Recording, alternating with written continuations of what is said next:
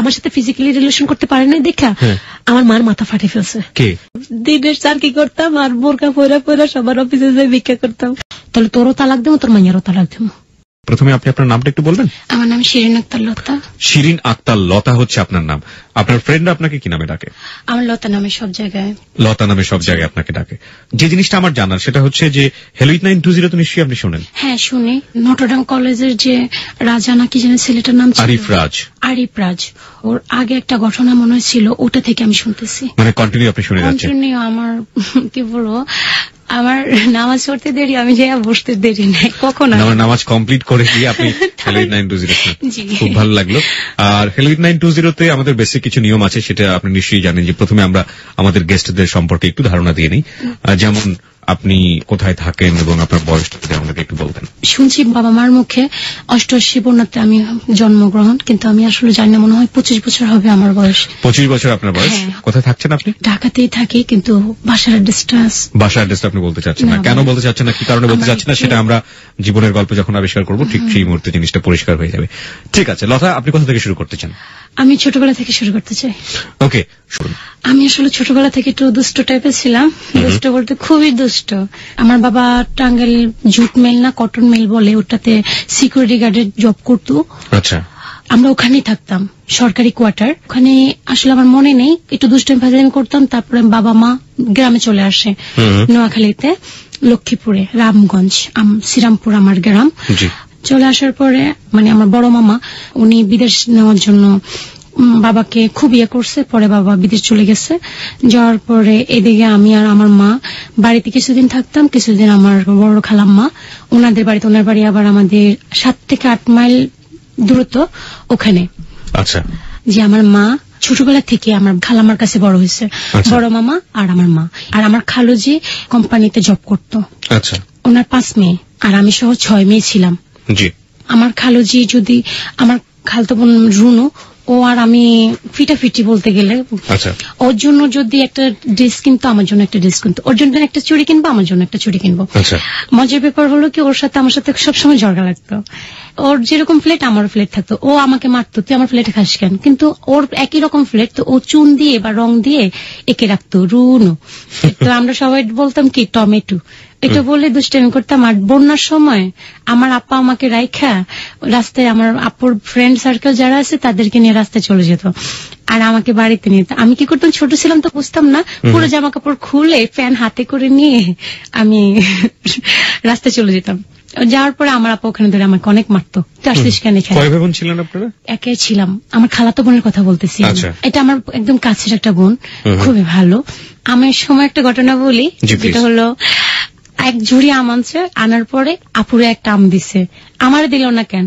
আমি এখন চিৎকার পাকার শুরু করে দিয়েছি। খালুজি বলতেছে গোসল করে আনছি ঈদের আগে, এক কোলে আমার আপু আর এক কোলে আমি নিয়ে আসছে। আনার পরে এখন আমি ঝুড়ির সামনে দাঁড়া করে রাখছে।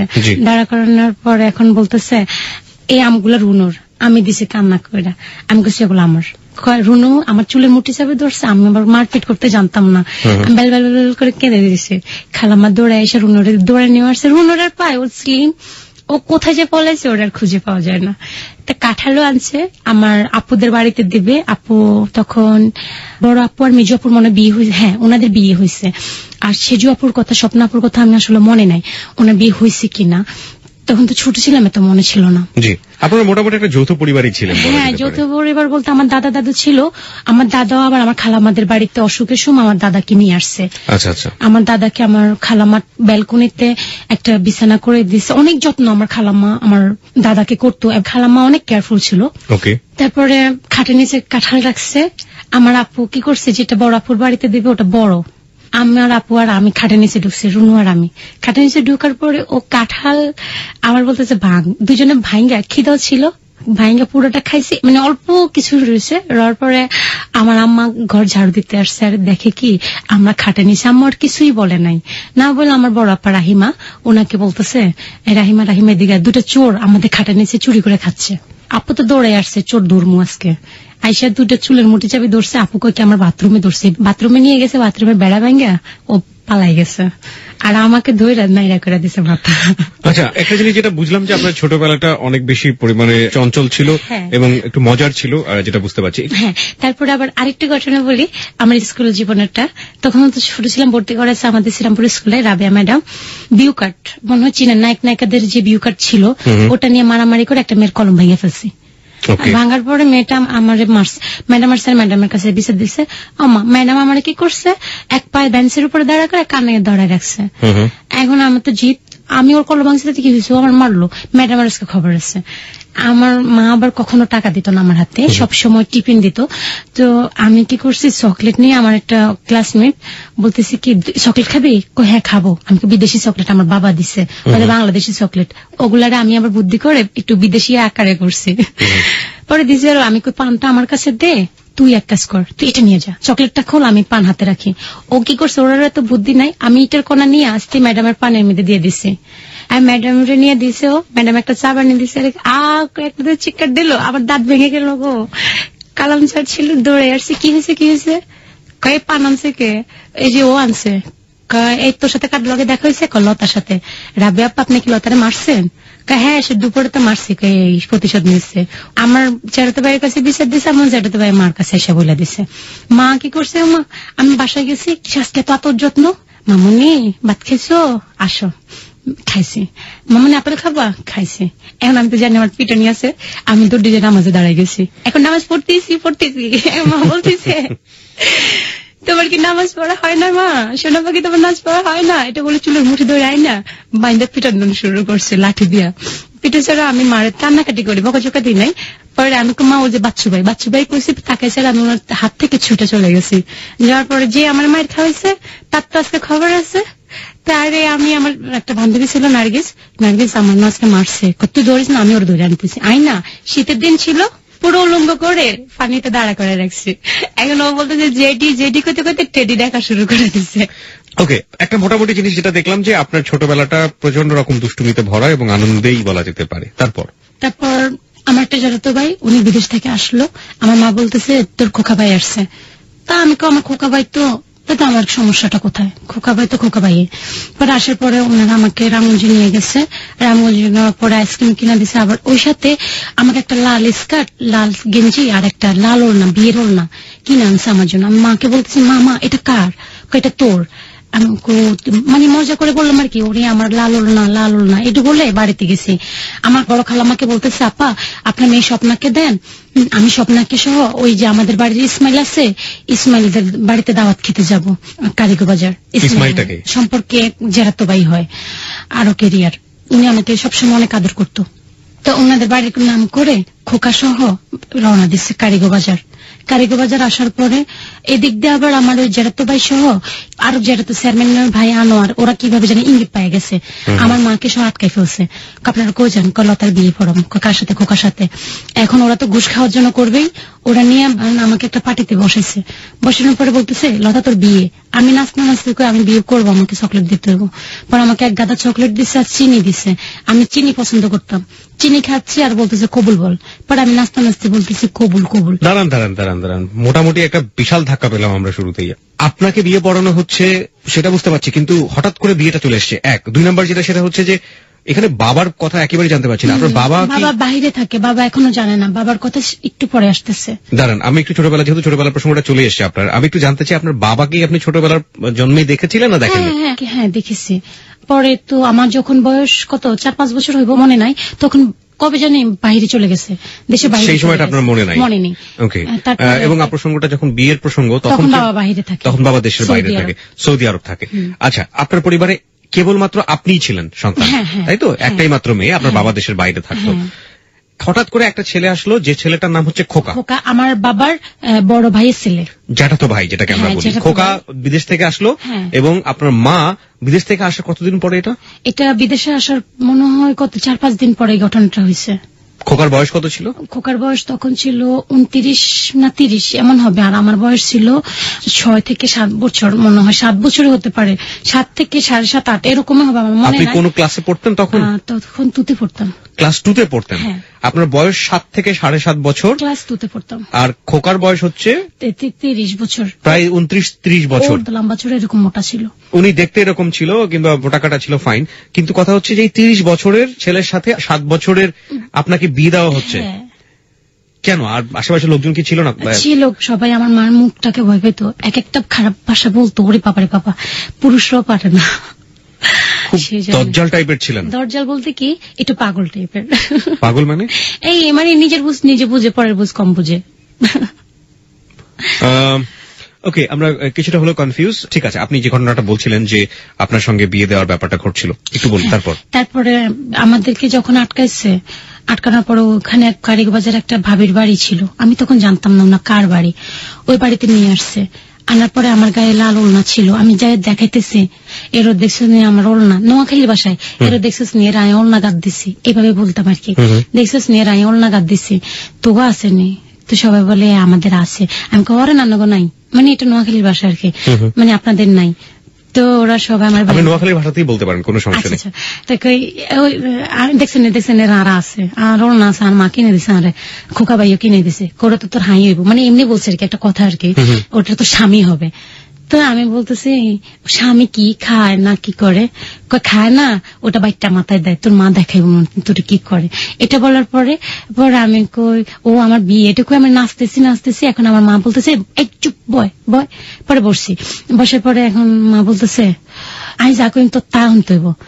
আমি কই আচ্ছা ঠিক আছে শুনবো, আপনি বলেন। মানে আমি তখন নোয়াখালী বাসায় আর কি।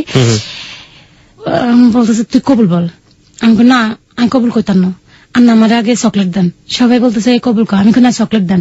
তা আমার আমার সালাকা ছিল, যে চকলেটটা ওটা আমার ফেভারিট ছিল তো, আর চিনি ফেভারিট ছিল, এই দুইটাই না আমার সামনে দিচ্ছে। এখন আমি নাচতে খাইতেছি আর কইতেছি কবুল কবুল কবুল কবুল, এটা বলছি।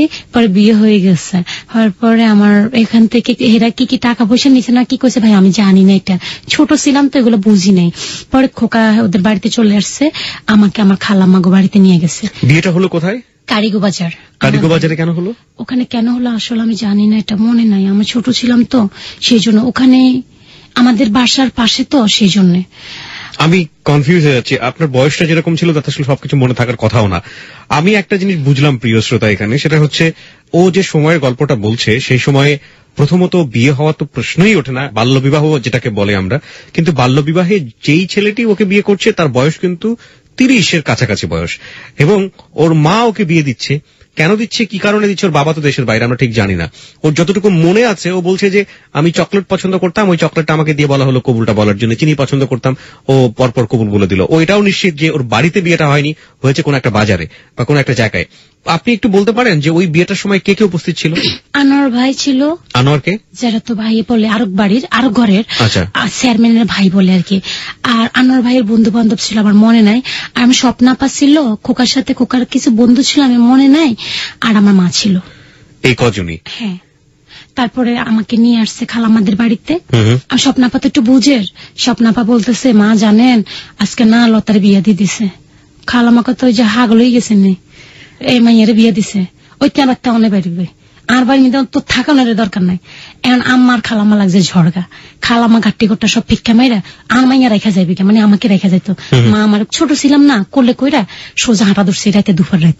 আমার ভয় কম ছিল, রাতে 2টার দিকে হাঁটা ধরছে, চলে আসছে আমাদের বাড়িতে। আর খোকা আল্লাহ রাখলে উনার মার লগে ঝরগা কইরা এরপর আমাদের বাসায় উঠছে। তখন আমাদের একটা চৌবাড়ি ঘর ছিল আর একটা দোচালা ঘর ছিল। ওই দিনে আমাকে আমার মা পরের দিন আর কি ওর কাছে রাত্রে আমাকে দিছে। আর ও আমাকে কত কিছুর ভয় দেখা, আমি ভয়ে আমি ভাইয়া আমি এটি কি এগুলা বুঝি না, মানে ফিজিক্যালি রিলেশন যেটা ওটা বুঝতাম না। তো বাসরাত বলতে কি একটা রুমে দিয়ে দিছে আর কি। রুমে দেওয়ার পরে ও আমাকে অনেক জোর জবরদস্তি করতেছে ফিজিক্যালি রিলেশনের জন্য। কানতে কানতে শেষ হয়ে গেছে, আমাকে আমার ছাড়ে না, আমি এগুলো বুঝি না এগুলো কি। ও একটু পরপর আমার কি বলবো আমার জামার ধরে আর ইয়া ধরে টানা শুরু করে, আমি এগুলো ইয়া করতে পারি না। সারা রাত এরকম না। মা ছিল না? মাকে ডাকছিলেন না?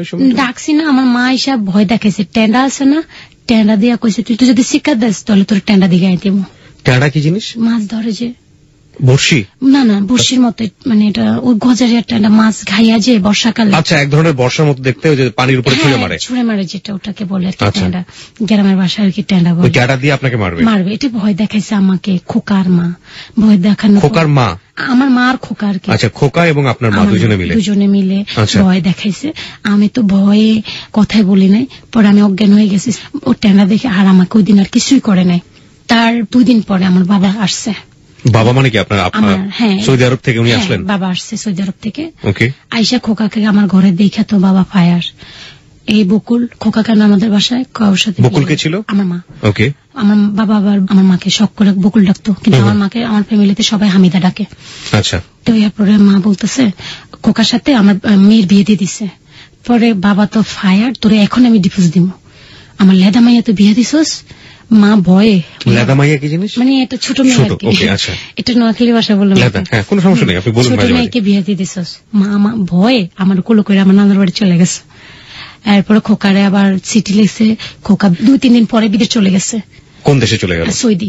মানে ওই যেখান থেকে এসেছিল ওখানে চলে গেছে। আপনার বাবাও সৌদি আরবে থাকতো? আমার বাবা, হ্যাঁ, আমার বাবা আবার 6 মাস থাইকা আমার বাবাও চলে গেছে। এদিকে আমি স্কুলে যাইতাম।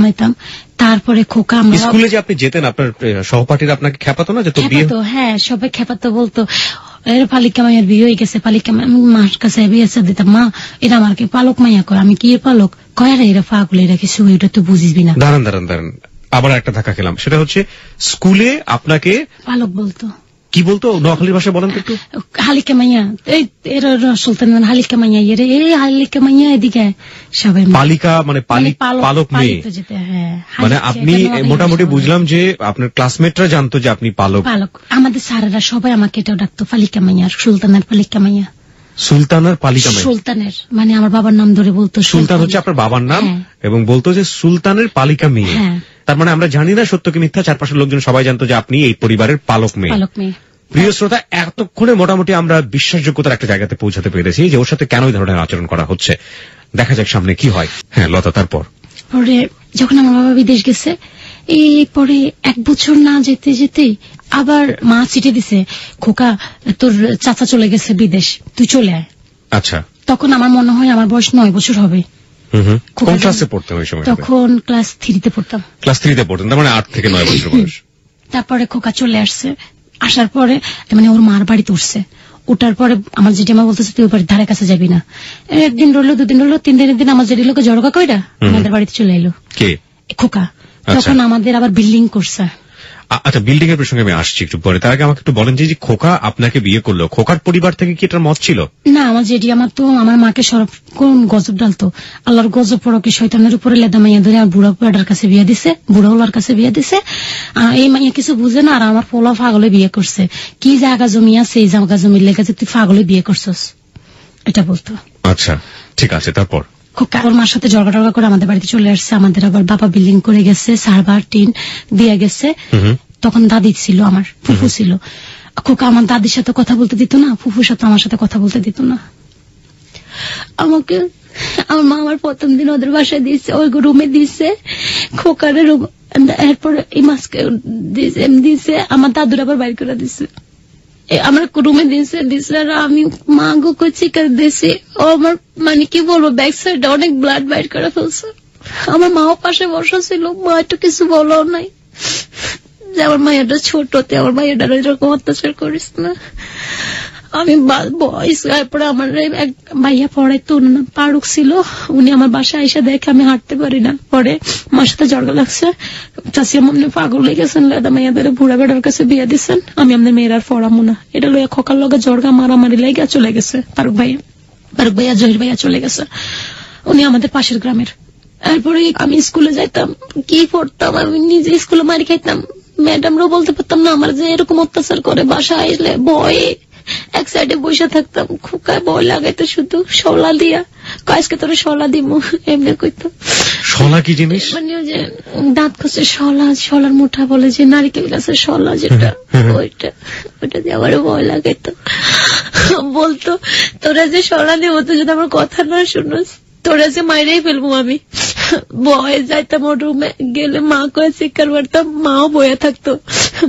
আর প্রতিদিন আমার মা, ডোন্ট মাইন্ড, যারা শুনতেছেন আপনারা কেউ মাইন্ড করিয়েন না, আমার মা খোকার সাথে প্রতি রাত ঘুমাইতো, আর আমার শিখাই দিত কি, তুই যদি কস আমরা একসাথে ঘুমাই তাহলে তোর জবা করে ফেলবো, তোর বাপের কাছে কইতে পারতি না, আমি কাছে কমো না, ডরে কারো কাছে কইতাম। কিন্তু সবাই জানতো আমি যে মার খোকা একসাথে ঘুমাইতো, সকালবেলা আমার কাছে মা হয়ে থাকতো, মানে প্রতিদিন আমার সাথে এরকম। আরেকদিন আমাকে ধরছে, ধরার পর আমি ভয়ে আমি বাথরুমে যাবো কইছি, আর বাথরুমে যাইতে দিছে আরে আমার মা, আমি ভয়ে বাথরুমে বয়ে রয়েছি, আমি বাইরে হইতেছি না। আরে মা যায়, আমি বলছি মনে কেউ বাথরুমে যাইবো, দরজা নক করতেছে, দরজা খুলে দেখি মা, আমার মা আমার চুলের মুঠি চাবি ধরে রাখছে, আর খোকা বাথরুমের থেকে ব্রাশ দিয়া ময়লা সবটি আমার মুখের ভিতরে দিয়া, পানি দিয়া, গলায় চাপ দিয়া খাওয়াই দিছে সব ময়লা।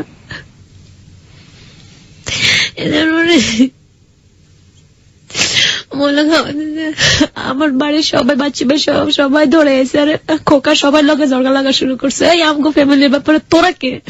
কেউ ডরে আইতো না খোকা আর মার মুখের ডরে। বলে আরেকদিন আমার মারা আগুন আমার রেখা রামুন গেছে, খোকা আমার এদিকে, আমি যাবো না, আমার ভয় লাগে, কত না আইলে তোর বাইরে ফেলবো, আমি যাই না। দেখে আমার চুলের মুড়ি যাবে দৌড়া, যেমন লাথি, এমন কিল, এমন ঘুষি, এমন ফুটবল শুধু শর্ট দিত। পরে একটা বড় একটা বাঁশ দিয়ে আমার মাথা বেড়ায় বাড়ি দিত গেছে, আর আমার মাছ দফা ছিল, মাছ দফা যদি না ধরতো আমি মরে যেতাম। আমার বাড়িটা মাছ দফার গায়ে যায় পড়ছে। মাছদাটাকে নাজদাপ আমার যারা তো বোন, আপনারা চাইলে ওর সাথে কথা বলতে পারবেন, কোনো সমস্যা নেই। ঠিক আছে, অনুষ্ঠানের সাথে আমরা দরকার হলে প্রয়োজনে যোগাযোগ করবো। হ্যাঁ, ওনারা বলবো আমি মিথ্যা বললি না, সত্যি বলি। এরপরে প্রতিদিন এরকম প্রতিদিন অত্যাচার করতে আমার খালাম মারছে, আর আমি খালাম্মা আমি আপনার লগে চলে যাবো, কিন্তু খালাম্মারে বুঝতে দিই নাই, নাহলে মাকে বকবো। মারে যদি বকা দেয়, মাকে ভালোবাসতাম সেই জন্য মারে বকা খাওয়াইতাম না খালাম্মারে দিয়া। খালাম্মা আমারে নিয়ে গেছে, অসুখের নাম কই আমার আবার লই আনছে, আয়না খোকার রুমে প্রতিদিন দিত, প্রতিদিন খোকা আমার 2 দিন পর ব্লাড, কত ব্লাড আমার শরীরের থেকে যে ঝরছে আমি জানি। লাস্টে একদিন খোকা সেন, গলা সেন, আমি ওকে ভাইয়া আমি একটু পড়ি, ওরা আমি ভাইয়া ডাকতাম, খোকা ভাইয়া আমার একটু সেন্টটা দিবেন, আমি একটু পড়ি, দিছে। এরপরে কি লইয়া জানি ঝড়গা লাগছে, আমি দিই না, দেখি মানে ফিজিক্যালি রিলেশন ওর সাথে করি না, দেখে আমার উপরে নিয়ে একটা আসার দিছে, আসারের লগে আমার মানে কোমরে জার দিয়েছে, মানে ভাঙিয়ে গেছে। আমি মা আমার মায়েরা বলছে, মা আমার ধরেন, মা উপর দিয়ে এসে লাত্তাটা শুরু করছে, তখন উপর দিয়ে লাত্তাটা শুরু করছে। আবার ইয়েতে গেছে, আবার একদিন শাহজালাল শাহপারান মাজারে যাবে, সব রেডি, চলে যাবে, হ্যাঁ সিলেট। এরপরে খোকা লগে মার সাথে জড়গা লাগছে, আরে মার মাথা ফাটাই ফেলছে খোকা। এবার এদিক দিয়ে বলি আমার মার মাথা জ্বর ছিল, তো সবাই বলতো ফকির, মানে আমার সবাই না, খোকা মার ভক্ত ছিল, বাবা ইয়ে ফকির বাবা ইয়ে। আমার মা মারছে, আর ওই কানিসের উপরে উঠে পাগলের মতন অভিনয় করা শুরু করছে। আর খোকা কাকে মারছে? আমার মাকে মারছে আর কি, আমার সাথে ফিজিক্যালি রিলেশন করতে পারে না দেখা আমার মার মাথা ফাটে ফেলছে খোকা। পরে আমি খালাম্মাদের বাড়িতে গেছি, যাওয়ার পরে খালাম্মাকে বলতেছে, খালাম্মা মার তো মাথা ফাটে ফেলছে। খালাম্মা আসছে, আয়সা খোকারে বকাঝকা করছে, এরকম ইয়ে হয়ে গেছে, মিটমাট হয়ে গেছে। মায়েরা পরের দিন আবার দিয়ে 2 জনে একসাথে ঘুমায়। পরে আমি তো আর এটা বুঝতাম না। বাবা আসে না, বাবা বিদেশ থাকে। না, আপনি যেটা বলছিলেন যে বাবা আসে, এটা কি ছিল? এটা বাবা মানে ওই যে ফকির বাবা। কোন ফকির বাবা? কিসের? ওই যে জিন ভূত ফকির বাবা বলে। এটা কেন বলছিল? এটা মার মাথা জ্বর ছিল তো, সেই জন্য বাবা আসে বলতো। এটা কে বলতো? এটা খোকা বলতো। আর আচ্ছা, মানে কবিরাজি করতো আর কি, সবাইকে দেখাইতো উনি কবিরাজ। আমার মা কবিরাজ, দূর থেকে লোক আসতো, টাকা ইনকাম করতো, আমার মা কিছু টাকা ইনকাম করতো। যাক এগুলা, তারপরে 2 দিন পরে ভালো হয়েছে, আরে পরে আবার সিলেট গেছে, যাওয়ার পরে ওখানে ওরা স্বামী স্ত্রী কই আমাদের মেয়ে বানাইয়া ওরা রুম নিছে সিলেটে। হ্যাঁ, তারপর এক রুমে আমরা ছিলাম, আমাকে এক সাইডে দিছে না মাঝখানে দিছে, আমার মনে নেই ভাই, একজনের নাম মিথ্যা বলতে পারবো না আমি, আমার একটু মনে নাই। পরে ওখান থেকে আমরা চলে আসছি, আসার পরে আমাকে বলতেছে, আমি আবার বাইল টোকাইতাম, বাইল মানে সুপারি পাতা, সবসময় এটা আমার ফেভারিট ছিল। ঝড়, হ্যাঁ ঝড় হোক, আমি ঘরে নাই, আমি বাইরে যেতাম গা। এখন কি আমার মাথায় ঠাডা পড়লো না কি পড়লো আমি নিজে জানি না, আমি বের হয়ে যেতাম গা। তা আমি আইসা দেখি ওই যে আমাদের জানালা ছিল, জানালার একটু ফাঁক ছিল, তা আমি মা ডাকতে গেছি, আর দেখি খোকা মায়ের গার উপরে। পরে আমি দরজার সামনে যাই শোরুমে, আমি তখন বুঝতাম না এগুলা। আমার দেখি ভাবি আইতেছে, বাচ্চু ভাইয়ের বউ, বলতেছে, লতা তোর মা কই? আমি এখন কই? মা মনে বিড়াল মারে, খোকা ঘরে, মারা যদি মারে। পরে আমি ভাবি ও বাচ্চু ভাইয়ের সামনে দৌড়ান, বাচ্চু ভাইয়ের কাছে যান। বিড়াল মারা মানে? আমি তো জানতাম, আমাকে শিখে তো ওরা ফিজিক্যালি রিলেশন করতো, আর আমার বলতো বিড়াল মারে। এগুলো বলতো আপনাদেরকে, যেটা বিড়াল মারা? আমাকে বিড়াল মারে বলতো, আমার মা বলতো আমরা বিড়াল মারি। ভাবি আসলে আপনি কি বলতেছেন? ভাবি আসছে আর আমাকে ভাবি ওই যে বাচ্চু ভাই আপনারা ডাকে, ভাবি ভাবছে সত্যি সত্যি বাচ্চু ভাই রিক্সা চালাইতো, ভাবছে রাস্তার মাথা থেকে সত্যি সত্যি ডাকছে, ভাবি দিছে দৌড়।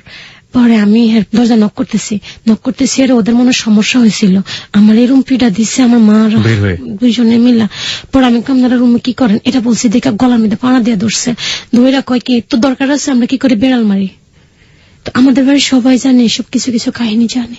আচ্ছা, এই যেভাবে বলতেছি এই সিরিয়াল প্রতিদিন হইতো, প্রতিদিন 3 থেকে 4 বছর আমার উপর অত্যাচার, যেমন লাঠি, মানে কি বলবো ভাইয়া, আমার জীবনে মনে আমার মতো মায়ের কেউ খায় নাই ভাইয়া, কোনোদিন লাঠি, কোনোদিন কি কোমর, মানে মায়ের একটা মানুষের একটা সীমা আছে, আমার মাথা ফাটে গেছে, এই যে মাথা ফাটানো আছে, মানে উপর থেকে নিচে ঝাড়তে এইভাবে লাগতে পারতো। ফুটবলটা যেরকম না, ওই যে কাকা ফুটবল, মেসি ফুটবল যেন ফুটবল খেলে, আমার না ওরা দুজনে ফুটবল খেলতো আমার নিয়ে। 4 বছর পরে গেছে খোকা বিদেশ যাওয়ার পরে, তখন আমার মা খোকার সাথে ঝড়গা লাগছে, আর খোকা বলতেছে তুই যদি তোর জায়গা জমি না লিখে দেস তাহলে তোরও তালাক দেবো, তোর মাইয়ারও তালাক দেবো। তোরও তালাক দিব, তোর মায়ের? তখন টেলিফোন ছিল, মোবাইল ছিল আমাদের খুলনার বাজার, ভাইয়াটার নাম আমার মনে নাই, ওই ভাইয়ার মোবাইল ছিল, উনি আইসা বলতো খোকা ফোন দিছে, আপনাকে ফোন আইছে, এরকম না এক কথা দুই কথা, মার সাথে ঝড়গা লাগা, পরে বলতেছে কি তোর মাইয়ারও তালাক দেবো, তোরও তালাক দেবো। এরপরে মা কয় আমার মাইয়ের তালাক আমি নিজে লইতে পারবো, এটা কই আমার নিয়ে সাথে সাথে লাইন কেটে লক্ষ্মীপুর চলে গেছে, কোর্টে যাই, কোর্ট ম্যারেজ কিভাবে করে না এগুলা, আমার ডিভোর্স লইয়া ফেলছে, কয়েকদিনের মধ্যে ডিভোর্স লইয়া। এখন বাবা আমাকে কথা জিজ্ঞাবো এই জন্য ডিসমিস না পাই, আমারে মেজু খালামার দেবরের শ্বশুর বাড়িতে আমার কাজে দিয়ে দিতে হয়েছিল 500 টাকা বেতনে, কিন্তু আমার বাবা বাইরে থাকে, বাড়িতে বিল্ডিং, টাকার অভাব নেই, পরে দিয়ে দিতে হয়েছিল। আমার খালামা আটকাইছে, মেজু খালামা কয় কি তুই পাগল হয়েছিস নি, তুমি এটা জীবনটা নষ্ট করে দিছিস। এটা বলার পরে মা এখান থেকে আর কিছু করতে পারে নাই, দেখা আরো জায়গায় টিমখানায় দিয়ে দিতে হয়েছিল, ওখান থেকে কে জানি আবার বাসায় আমাকে, এটা আমার মনে নাই, এটা আমার খালাম্মা আমাকে বলছে, এটাও কিন্তু আমি জানতাম না, ছোট ছিলাম তো, আমার মেজু খালাম্মা বলছে। আপনারা যদি চান আমার মেজু খালাম্মার সাথে কথা বলতে পারেন, কোনো সমস্যা নাই আমার। আচ্ছা, আপনি যে রেফারেন্স গুলো দিচ্ছেন সেগুলো আমরা অনুষ্ঠানের শেষে শাকিলকে দিয়ে আমরা একটা তথ্য প্রমাণ সহ একটা প্রেজেন্টেশন আমরা রেডি করে রাখবো, ঠিক আছে? বলুন। খোকার সাথে তো ডিভোর্স হয়ে গেছে, ওইদিকে এটি বলে হয়েছে, আমি আর ওটা জানতাম না। পরে বাবা বাইরের থেকে আসছে, আস্তে আস্তে আস্তে আস্তে আমিও বড় হইতেছি। আমি ম্যাসুইট হওয়ার পরে মানে বাবা আসছে, ক্লাস 9-এ উঠবো, তখন আমি ম্যাসুইট হই, কিন্তু কি পড়ি আমি নিজেও জানি না। ওই যে মার ধরে ভয়ে থাকতাম, আর মারতো না, স্কুলে গেলে ওগুলো কল্পনা করতাম, ভয় চিৎকার পারতাম, তো সারারও মারতো ধরে। ইংলিশে কাঁচা, অঙ্ক তো কাঁচা, কিন্তু কোনোদিন ফেল করি নাই, নাম্বার পাইছি, পাস না নাম্বার পাইছি, একদম জিরো, যেটা আমরা বলে না জিরো, ওটা পাই নাই কখনো আমি। এবং এটা শুধু স্কুলেই পড়তেন, বাসায় কোনো টিচার ছিল না? না, টিচার রাখতো না, আরবি পড়তাম, আমার মা আমাকে আরো বেশি গেছে। এখান থেকে বাবা আইছে, বাবা আসার পরে মা মনে হয় প্রেগনেন্ট হয়ে গেছে। এখন মা কি করছে, আমার নামে বাবার কাছে আমাকে অনেক খারাপ বানাতো, বোকাঝোকা করতো, মাও দেখতে পারতো না, বাবাও দেখতে পারতো না। আমার একটা ফুফাতো বোন আরব বাড়ির, ও আইসা আমার লোক দুষ্টামি করতেছে, আর বাত্তিচিটা ওটা নিবাই দিতেছে, আর আমি বারবার যে ধরাইতেছি। আমার বাবা কোন দিক থেকে আইসা আমার মা গজব ডালতেছে, গজব ফরক তোর পরে, তুমি ঐতিয়ারস না, এমনি কয় আর কি, অনেক খারাপ। আমি তো কিছু বলি না, আরো বিশ্রী ভাষা বলতো। মা প্রেগনেন্ট, তখন 1 মাস, আমি তো জানতাম না, উনি বলছে। এদিক দিয়ে আমার বিয়ে টিয়ে দেখতো আমার বাবা। এরপরে এমন মানে কি বলবো, বাবা এসে আমার 2 গালে 4টা থাবড় দিছে, পুরুষ মানুষের হাত বুঝেন তো, আমি ছোট মানুষ, আমি ঘুরতে ঠাস করে পরে সেন্সলেস হয়ে গেছে, জানতাম না। পরে মা নিজে হতভম্ব হয়ে গেছে, আমিও মারি, আমনও মারেন, মায়ের জীবন আপনি মারেন কে, তো তুই মায়ের মাই খাওয়াইছিস কে আমারে দিয়া। তাই এরপরে এরকম যাকতে পরে বাবা বিদেশ চলে গেছে। বিদেশ যাওয়ার পরে আমি ম্যাচুইট হয়ে গেছি। তারপরে আমার ভাই হয়েছে, ভাই হওয়ার পর থেকে ভাই হওয়ার প্রসঙ্গে মানে হচ্ছে আপনি এতদিন ওখানে জানতেন, চারপাশের লোকজন বলতো পালক কন্যা, এবার আপনি দেখলেন যে আপনার মার একটা সন্তান হলো এবং তিনি হচ্ছেন ছেলে, ঢাকায় হলো, ঢাকায় খালাম্মাদের কাছে থাকতো। আচ্ছা, বাড়িতে গেছে, যাওয়ার পরে এখন আর আমারে দেখতে পারে না। আমার ভাইটা হওয়ার পর থেকে আমার সাথে কেমন থালিবালি করা শুরু করছে। আমার মা ভালো কথা কইলো খারাপ মনে করে, আমার ভাইটারে নিয়ে একটু কোলো করে একটু দুষ্টামি করছে, পড়ে গেছে। আমার কয় কি ওই তুই সতীন লাগস নি, আমার ওই সতীন আমার পোলারে ফালাইছিস কি লাগে, তোর ফেটাতে হয়েছে নি। আমার এমনি কথা কনকে সবাই বলতো কি খারাপ বাসা। পরে একদিন আমার ভাই আমার একটু সালোয়ার মানে ম্যাচুইট হলো, আমি তো পাগলামি করতাম একটু, জামা ছিঁড়ে গেছে দেখে আমার মা আমার কাকাদের সামনে আমার পুরা সালোয়ার খুইলা, আমার জামা কাপড় খুইলা পুরো উলঙ্গ অবস্থায় মারছে। তখন আমি ম্যাচুইট আমার কাকারা সবাই দরজা বন্ধ করে ঘরে ঢুকে গেছে শরমে। লতার মা আপনি পাগল হয়ে গেছেন। এই যে সবাই কথা বলা বন্ধ করছে আমার মার সাথে, কেউ কথা বলে না আমার মার সাথে, আমাদের বাড়িতে কেউ কথা বলে না, সাইডে সাইডে সবার বাসায় যায় সবাই। আমরা কথা তুই মরতে পারস না, মরে যেতে পারস না। ভাইয়া আমি তো মেসেজ হয়েছে আমাকে, আমার একটা আফা বুদ্ধি দিয়েছে কি, তুই ওই যে মেয়েরা যে ছোট জামা পরে আর কি, ওটা তো বুঝতে পারছেন সবাই, তা ফেরিয়াল আসছে আরে আমাকে 20 টাকা দিয়ে আমার আপা ওটা কিনে দিছে। আমি পড়ছি আর আপনি মা আপনি বলবেন তো মা এগুলো পরে না, বলবেন না আমি তো জানি না। আমার আতুরা দিয়ে আমার এগুলো বাড়িয়াই, মাথা বাড়িয়াই, মাথার মধ্যে বাঁশ দিয়ে বাড়িয়াই আমার পুরা মাথা আমার সেন্সলেস করে ফেলছে। এরপরে আমি আমার মারেন কে, আপনার একটা ছেলে আপনি বাইডার আদর করেন আমার মারেন কে, এটা বলছি দেখে আরো লাতি। একটু যদি কিছু পড়ে যায় আমার হাত থেকে দৌড়া মাইট শুরু করতো, যদি একটু আদা পড়ছে পুকুরে বয়া কান্দা শুরু করছি, এই ওখানে রাইখা বাথরুমে ঝাড়ু দিয়া, যেটা ঝাড়ু দেয় ওই ঝাড়ু দিয়ে এরম মারা মারছে পুরা। সবাই রাস্তার মানুষ থাকাইছিল আর শুধু করতে বেরিয়ে পাগল নিয়ে মাইয়াডার এরকম মারে কে। সবাই বলতো লতার মা তুমি এরকম মাইয়াডার মারো কে, মাইয়াডা তো ময়রা যাবো, তুমি মাইয়াডার জীবনটা নষ্ট করে দিছো, তারপরে মাইয়াডার এরকম মারো করতে। সবাই গজব ডলতো এই আমার ব্যাপারে আপনারা কথা কন, আপনারা কে, আমার মাইয়ার আমি মারবো না কানমু, এটা কত তোর মাইয়া দেখে তুই এরকম মারবি। যাক আমার ভাইটা হওয়ার পরে আমার একটু মনে নাই ভাইটার কয় বছরে জানি, আমার তখন বিয়ে আর কি দেবে, সব দেখতেছে আগুন খিল সুমন, মানে আপনার বিয়ে দেওয়ার একটা প্রিপারেশন নিচ্ছে। ওকে, বলতেছে বিয়ে দিবে আগুন খিল ছেলের বাড়ি। আগুন খিল এটা কোথায়? আগুন খিল আমাদের গ্রামের পাশে। আচ্ছা, ছেলে মেট্রিক পর্যন্ত পড়াশোনা করছে, আমি কিন্তু একটু মোটা ছিলাম তো ওরা আমাকে পছন্দ করছে, আমার শাশুড়ি আমাকে খুব পছন্দ করছে। 2005 ঘটনা। ওকে, এখানে আমার এসএক ভাই বলতেছে আপনারা বিয়ে দিবেন না, এরা জুইতেন না। আমার মা আবার একটু পাগল টাইপের, যেটা মাথায় উঠে ওটা না করে ছাড়ে না, না এই ছেলের কাছে বিয়ে দেবো, ছেলের মা আসে ও যায় পছন্দ করে যাক। তখন কি আপনার বাবা দেশে ছিলেন? দেশে বাইরে ছিলেন, তখন আমার বাইরে চলে গেছে। আচ্ছা, এরপরে বিয়ে হয় আমার। ছেলেটা সম্পর্কে একটু জানি। ছেলেটা খুব ভালো ছিল। বয়স কত ছিল? বয়স কত 26-27 বছর ছিল।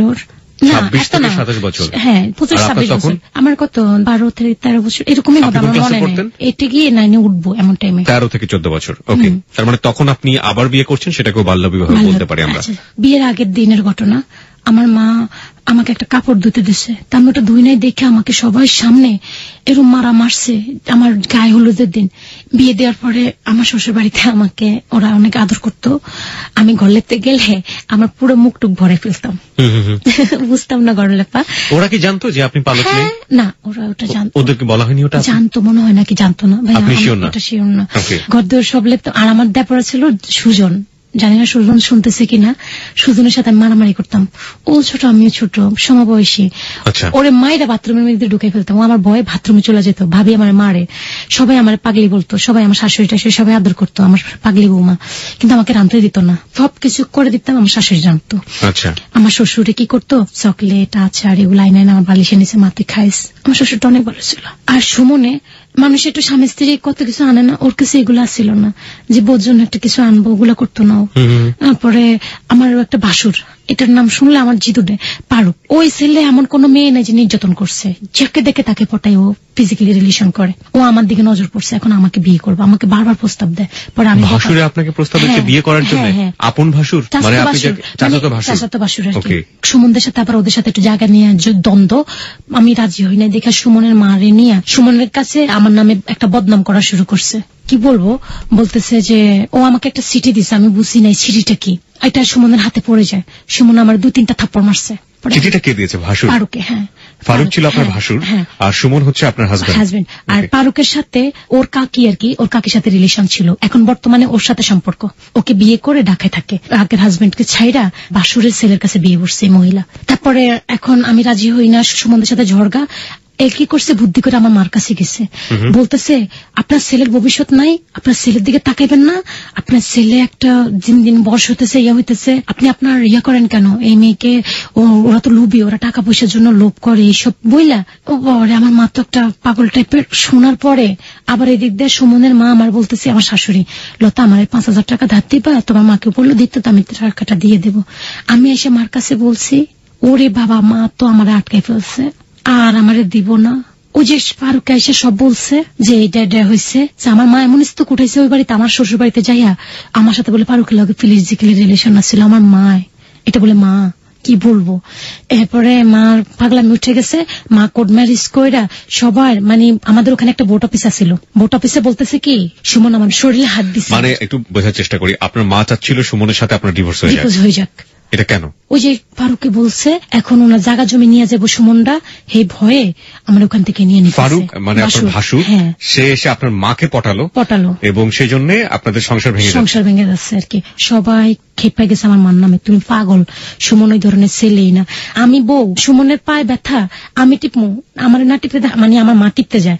পরে সুমনকে মা আপনি আমার মা লাগেন। সুমন খুব ভালো ছিল, সুমনের মা ছাড়া কথাই বলতো না। যাক, তারপরে ওখানে সুমন আমার নেওয়ার জন্য অনেক আগ্রহ ছিল, ওরা নেওয়ার জন্য অনেক কিছু করছে আমাকে নেওয়ার জন্য। আমার বান্ধবী জেসমিনে সাহায্য নিয়ে আমার মা আমাকে ঘরে আটকে রাখতো। পরে ডিপোজ হয়ে গেছে, এখন আমি বাড়িতে আসছি, আসার একদিন পর আমার মা বলতেছে তোমার খাওয়াইবো কে ঘরের ভিতরে এমনি। তা আমি কই কেন, বাবা বিদেশ আছে না? ওই তোর বাবা বিদেশ আছে, তোর বাবা টাকা পয়সা দেয় না, তুই যাবি আমার বাসার থেকে বাইরে হবি। জেসমিনের বাবা মন্নান কাকা তো ওনারে খবর দিছে, ভাই এটার ফারাক নিয়ে বিক্রি করে দেন, অন্য জেনে পড়েন এটা নিয়ে দিয়ে আইন। তা আমার ফুফাতো ভাই ছিল ইসুফ আবার আমাকে আমার মা এরকম মারতো দেখা কয়টা মুড়ির লেগে আমার মা মারে। আমার মাঝখান দিয়ে বলতে ভুলে গেছি, আমি একটা অ্যাফেয়ার করতাম, ওর নাম মনির ছিল। আমার মা ওর সাথে আমাকে বিয়ে দেয়নি, ওকে অনেক বিশ্রী কথা বললা ওকে আমার থেকে দূরে সরাই নিছে। এটা সুমনের বিয়ের আগে আর কি। ওই মনিরের সামনে আমাকে অনেক মারতো। আপনাকে যে দ্বিতীয় বিয়েটা করালো এটার মেয়াদ কতদিন ছিল? 5 মাস। মাত্র 5 মাস। এবং আপনার মা ইচ্ছা করে আমার 2টা বেবি নষ্ট করে ফেলছে আমার মা। এটা একটু শুনি। এটা আমার মা, আমি তো একটু বুঝতাম না। আমার মা বলতো কি আমার সাথে চল, গেছি পরে একটা ডাক্তারের কাছে নিয়ে, ডাক্তারের মহিলা কি জানি 5 টেপ দিয়ে কত কিছু করছে, ডিএমসি করে আর কি। তারপরে 2টা বেবি নষ্ট করছে। এটা কি আপনার হাজবেন্ড জানতো? না, এটা কেউ জানতো না। ওরা মা আমাকে ভয় লাগেছে, সেই জন্য আমি বলি না কাউকে। ওখানে তো আমার এই সাবজেক্ট গেছে গা। এখন কাকারে ধরছে, কাকা আসছে আইসা, এরপর আমার মা ওর হাতে উঠাই দিছে, কইরা নিয়ে যেখানে পারেন টানবাজার, কি টানবাজার বলে। টানবাজার আপনি জানেন না ওই সময়টাতে? এখনো জানেন না? আমি জানি না। টানবাজার নিয়ে কি বলেছে? বলছে আমাকে টানবাজার বিক্রি করে দিতে। আমার কাকাকে বলছে যে টানবাজার পারেন যেখানে। কত বছর আগেটা? ওই যে 5 মাস পরে আর কি। 2 দিন পরে আমাকে বাইরে করে দিচ্ছে বাড়ি থেকে। যাক, আমাকে ওখানে নিয়ে আসছে, আনার পরে আমার ভাইয়ার কাছে দিস। আমার কাকার আমি কইছি আমার ভাইয়ার নাম্বার এটা, বোরকা পরে আসছে, আমার ভাইয়ার কাছে আমার দিয়ে আসেন। কোন ভাইয়া এটা? এটা আমার ফুফাতো ভাই, ওনারা ওখানে গার্মেন্টস চাকরি করতো। ফুফাতো ভাই কি আপন ফুফাতো ভাই? এই আমার বাবার মেজো বোনের ছোট ছেলে ইসুফ। ওরা রংপুর থাকে আর ওরা গাজীপুরেও থাকতো, পোড়াবাড়ি। তো আমাকে পোড়াবাড়ি নিয়ে দিয়ে আসছে। নিয়ে দিয়ে আসার পরে ভাইয়া আমাকে দেখা 2টা চোখের পানি ফালা দিছে, তোর কষ্টটা যায় নাই রে, তোর বিয়ে হয়েছে শান্তি হয় না? আমি না ভাইয়া ভাইয়া গেছে। এরপর আমার ভাইয়া আমাকে গার্মেন্টসে দিয়ে দিচ্ছে। গার্মেন্টসের ওরা আমাকে অনেক আদর করতো, ডাক্তার আপা, জানি না শুনতেছে কিনা। তো আর আমি হেল্পার ছিলাম, তো শার্টের বডিটা কেটে ফেলতাম, বুঝতাম না তো। পরে আমাকে সুপারভাইজার উনি আমাকে খারাপ একটা গালি দিছে। আমি হ্যাঁ আমি মা থাকমুই না হেনে দেখ, আমার মা কিন্তু আমার এত কষ্ট দিচ্ছে, আমার এগুলো ভুলে গেছে। পরে আমি বেতন না নিয়ে চলে আসছি। আর আমি এক আপার ফান্দে পড়ছি। ওই আপাটা বেশি ভালো ছিল না, উনি আমাকে নিয়েছে। কয়েকদিন পরে আমাকে গার্মেন্টসে কাজে দিব, দারোয়ান, সিকিউরিটি গার্ডের। আমি ভরসা পাইয়া গেছি। আর উনি আমাকে একটা লোকের কাছে রাতে 8টার দিকে দিয়ে দিচ্ছে। লোকটা বলতেছে কি আমি বাথরুম থেকে আসি, তুমি ফ্রেশ হয় না, তোমার সাথে আমার ফিজিক্যালি রিলেশন হবে, তোমার জন্য আমি 5000 টাকা দিচ্ছি সারা রাতের জন্য। আমি তো ভয়ে চিৎকার। পরে আমি বাধ্য হয়ে ওনার পকেট থেকে 2 না 3000 টাকা ছিল মনে নাই, এই টাকা চুরি করে আমি ভেগে গেছি। আমার সাথে কিছু করতে পারে নাই, ওনাদের বাইরে দিয়ে বাথরুমে সিট কেটে দিয়ে আমি বাইরে ভাইগে চলে এসেছি। আসার পরে আমি এখন এত রাত্রে যাবো কোথায়, বাসে উঠছি। রাত্রে কোথায় যাবো, সারা রাত কমলাপুর ছিলাম। আমি তো জানতাম না কমলাপুর বলছে, কমলাপুরে যায় শুয়ে রয়েছে। ওখান থেকে যাক রাজধানী মার্কেট আসছি। রাজধানী মার্কেটে এসে কান্নাকাটি শুরু করে দিচ্ছি, কান্নাকাটি শুরু করছি। আরে জানি না শরীফ ভাইয়া আপনি শুনতেছেন কিনা। শরীফ ভাইয়া একটা খুব ভালো ছেলে, যেমন স্মার্ট, খুবই ভালো ভাইয়া ছিল। এখন আমাকে বলতেছে তোমার বাড়ি কই? আমি আমার বাড়ি নোয়াখালী। কোথায়? রামগঞ্জ। ওনার আবার ফ্রেন্ড ফারুক, একটা দোকান ছিল, তো ফারুকরে বলতেছে মেয়েটা তো এই ব্যাপার। কই না রে, ও তো লোকেশন ভালোই বলছে, ঠিক আছে মেয়েটার দোকানে নিয়ে আনে, মেয়েটা অসহায় যাবে কই। ভাইয়ার দোকানে ভাইয়া আমাকে চাকরি দিচ্ছে, খাওয়া থাকার মতো, সেলসম্যান করতাম, বুঝতাম না ইয়া করতাম। কিসের দোকান ছিল এটা? এটা পেটিকোট, ব্লাউজ, মেয়েদের যাবতীয় যেটা আন্ডারগার্মেন্টস এর দোকান ছিল। হ্যাঁ, পরে ভাইয়া আমাকে ওখানে দিয়ে দিচ্ছে। যার একটা মেয়ের সাথে, রূপা নামের একটা মেয়ে, জানি না রূপাপা শুনে কিনা, রূপাপা আর মরিয়ম আপু, ওনারা অনেক ভালো ছিল। তারপরও আমাকে দিয়ে পানিটা নিয়ে আগাইতো, ওনার বাসায় ছিলাম। তারপর ওনার আম্মা আমাকে খাওয়াই দিত, মরিয়ম আপুর আম্মা। আবার আপুর বাসায় কয়দিন থাকতাম। এদিক দিয়ে আমি বাড়িতে যাওয়ার জন্য কান্নাকাটি শুরু করে দিছি, আমার মাকে দেখবো কইয়া। পরে ভাইয়া 500 টাকা দিছে, বলছে যে যাও বাড়িতে যাই ঘুরে আসো। আমি বাস স্টেশনে গেছি, আরে আমি আবার একটা মেয়ের ফান্দে পড়ে যাই, ওর নাম হলো শিলা। এই শিলা আমাকে পটাই ফুটাই শিলার বাসায় নিয়ে আসছে। নিয়ে যাওয়ার পরে ও আমাকে মানে চাচ্ছিল আর কি খারাপ পথে নেওয়ার জন্য। ওখান থেকে আমি ভাইগা চলে আসছি, তাও ফরিদাপ্পা, জানি না ফরিদাপ্পা শুনছে কিনা, ফরিদাপ্পা আইনা আমাকে মানে এক জায়গায় আমাকে আর উনি একসাথে মিলে বাসা নিয়ে নিচ্ছে আমাকে। ওনার হাজবেন্ড ছিল, একটা ছেলে আছে, মেয়েটা খুব দুঃখী। পরে ফরিদাপ্পা আইনা আমাকে মার্কেটে। ফরিদাপ্পার সাথে পরিচয় হলো কিভাবে? ওই যে শিলাপুর বান্ধবী, ওখানে গিয়ে পরিচয় হয়েছে। তখন শকত ভাই ছিল একজন, শকত ভাই ফরিদাপ্পাকে বলতেছে একটা মার্কেটিং জব আছে, করবি? তো ফরিদাপ্পা বলতেছে হ্যাঁ করবো, বলেন কি জব? তখন বলতেছে মেডিকেল সেন্টারে মার্কেটিং জব। পরে আপু করবি?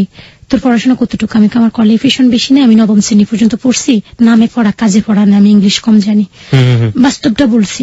পরে আমাকে মেডিকেল সেন্টারে জব নিয়ে দিচ্ছে, মার্কেটিং বুঝতাম না, সবাই নিয়ে যেত ঘুরে দেখাইতো কিভাবে কথা বলতে হয়, কিভাবে কাজের সাথে কথা বলতে হয়। এই আস্তে আস্তে আস্তে আস্তে সবাই আমাকে ভালোবাসে, মানে মার্কেটিং যাদের সাথে ধরেন একটা মেডিকেল করতাম, আপনি বস আপনার কাছে আসতাম, আসসালামু আলাইকুম স্যার আমি আসবো, আমি মেডিকেল সেন্টার থেকে আসছি বা এই ডায়াগনস্টিক সেন্টার থেকে আসছি, আপনাদের বিদেশি যদি লোক থাকে আমাদেরকে দিতে পারেন। একটা মেডিকেল হয়তো মাত্র 200 টাকা করে, আমরা নিতাম 500 টাকা করে। বিদেশি লোক থাকলে বুঝলাম না, বিদেশে যাওয়ার সময় মেডিকেল করে, ওই মেডিকেল গুলো। তো আমার রেগুলার 15 দিন না যাইতে আমার কাজ, প্রতিদিন আমার 5000 টাকা ইনকাম ছিল, মাসের যে বেতন আছে ভাইয়া। আমি সপ্তাহে আমার মাকে বাজার দিতাম, আমার মারে আমি কাপড় চাপড় দিতাম, নিজে একটা টাকা ইয়া করতাম না, মারে সব টাকা দিছি। এরকম দিতে দিতে দিতে দিতে 3-4 বছর আমি আমার মাকে প্রতি সপ্তাহে 5000 টাকা করে দিতাম। কোনো খারাপ না ভাইয়া, মেডিকেল করতাম না, ওই টাকাটা ইনকাম হইতো। তখন প্রচুর কাজ যাইতো বিদেশে, প্রচুর। দৈনিক আমার 50 থেকে 100টা মেডিকেল, 100টা মেডিকেলে তো আমার 5000 টাকা এমনি উঠে যেত, আবার বেতন পাইতাম। তোমরা কি বকশিশ দিত আপনাকে? বকশিশ হিসেবে যে মেডিকেল নিতাম 500 টাকা করে দিত, 300 টাকা করে আমার থাকতো, অফিস 200 টাকা করে নেওয়া যেত, আর মাস শেষে আমার বেতন থাকতো কনভেন্স 20 টাকা করে থাকতো। আচ্ছা, ওটা দিয়ে আমি গাড়ি ভাড়া, আর আমি একটা রুম। তখন ফরিদাপ্পা আবার আমার সাথে, ফরিদাপ্পার সাথে একটু ঝগড়া হয়। ফরিদাপ্পা উনার বেবি নষ্ট হয়ে গেছে, ওই খরচ আমি দিছি, জামাই রেখে চলে গেছে, কিন্তু উনি আমাকে মানে খুব অবহেলা করা শুরু করছে। পরে আমি চলে আসছি আমার মতো, আমি নিজে চলে আসছি। আসার পরে ফরিদাপ্পার বাড়িতেও গেছি, ফরিদাপ্পার আম্মা আমাকে অনেক আদর করতো, ওনার চাচিটা আমাকে খুব আদর করতো, আমাকে ভাত খাওয়াই দিত। এখন আমি ওনার কথা মনে পড়লে কান্নাকাটি করি রাত্রে, যারা আমাকে আদর করছে তাদেরকে জন্য। পরে আমি মাকে বলতেছি এরকম হয়েছে, চলতেছি ফিরতেছি, হঠাৎ করে মা আমি বাড়িতে গেছি, আর দেখি একটা ছেলে আমাদের বাসায়।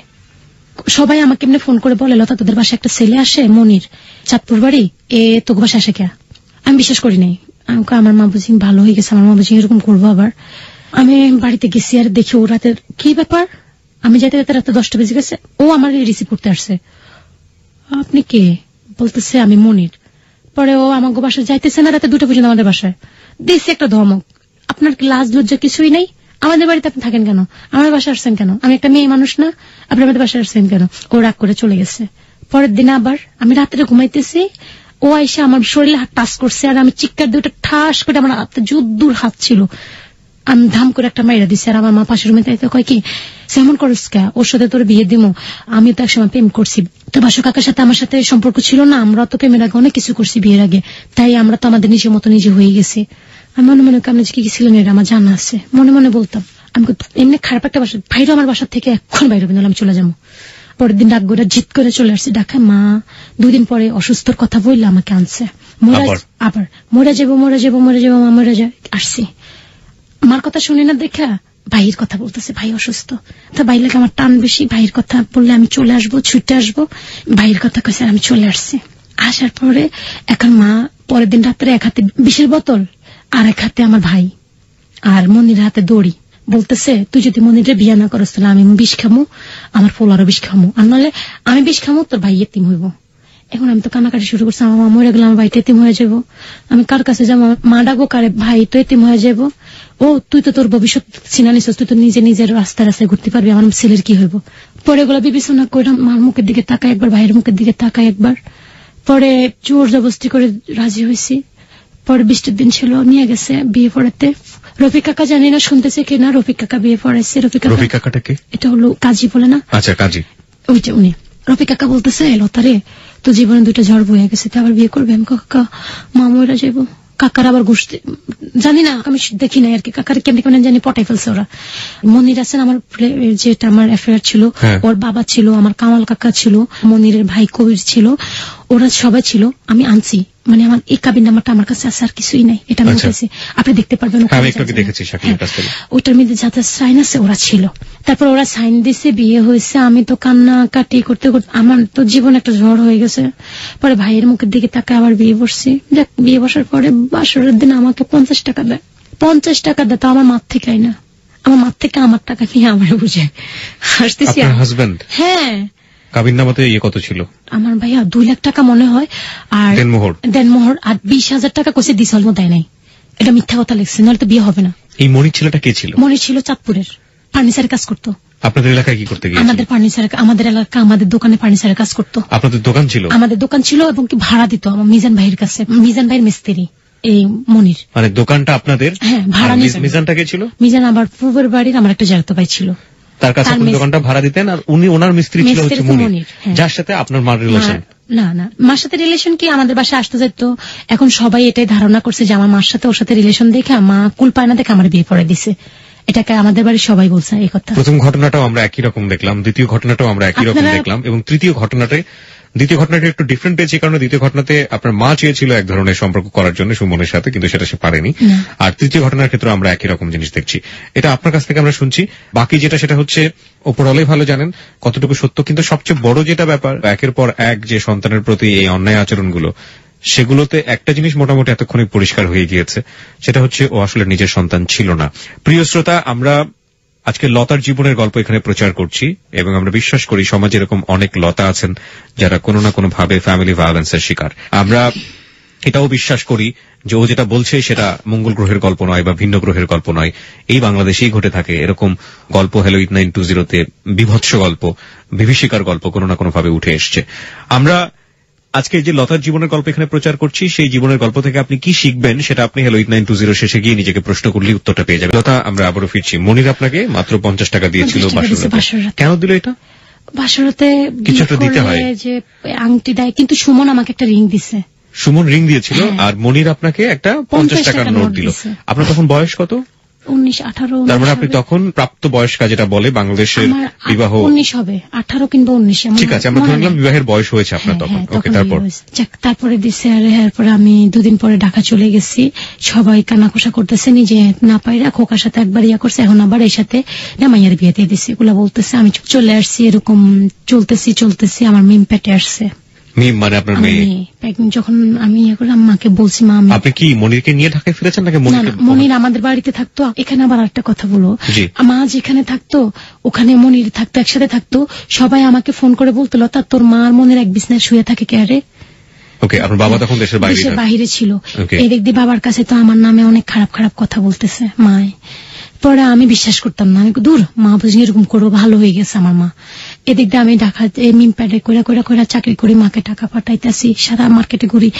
পরে যখন মিমের 8-9 পড়বো, মা আমি পারতেছি না, আমি চলে আই। না, এখনো তুই থাকবি, আরো কদিন পরে আসবি, তোর বসে বসে খাওয়াই বুকে। আমি মা এইভাবে বলেন কেন আপনি? কয় না, তুই আরো কদিন থাক। এখন আবার বুঝায়, আরো কদিন থাক, তোর বাবু এলে তোরে কেমনে চালামো। পরে আমি আর থাকতে পারি না দেখে আমি চলে আসছি। এই আসলাম কি জন্য?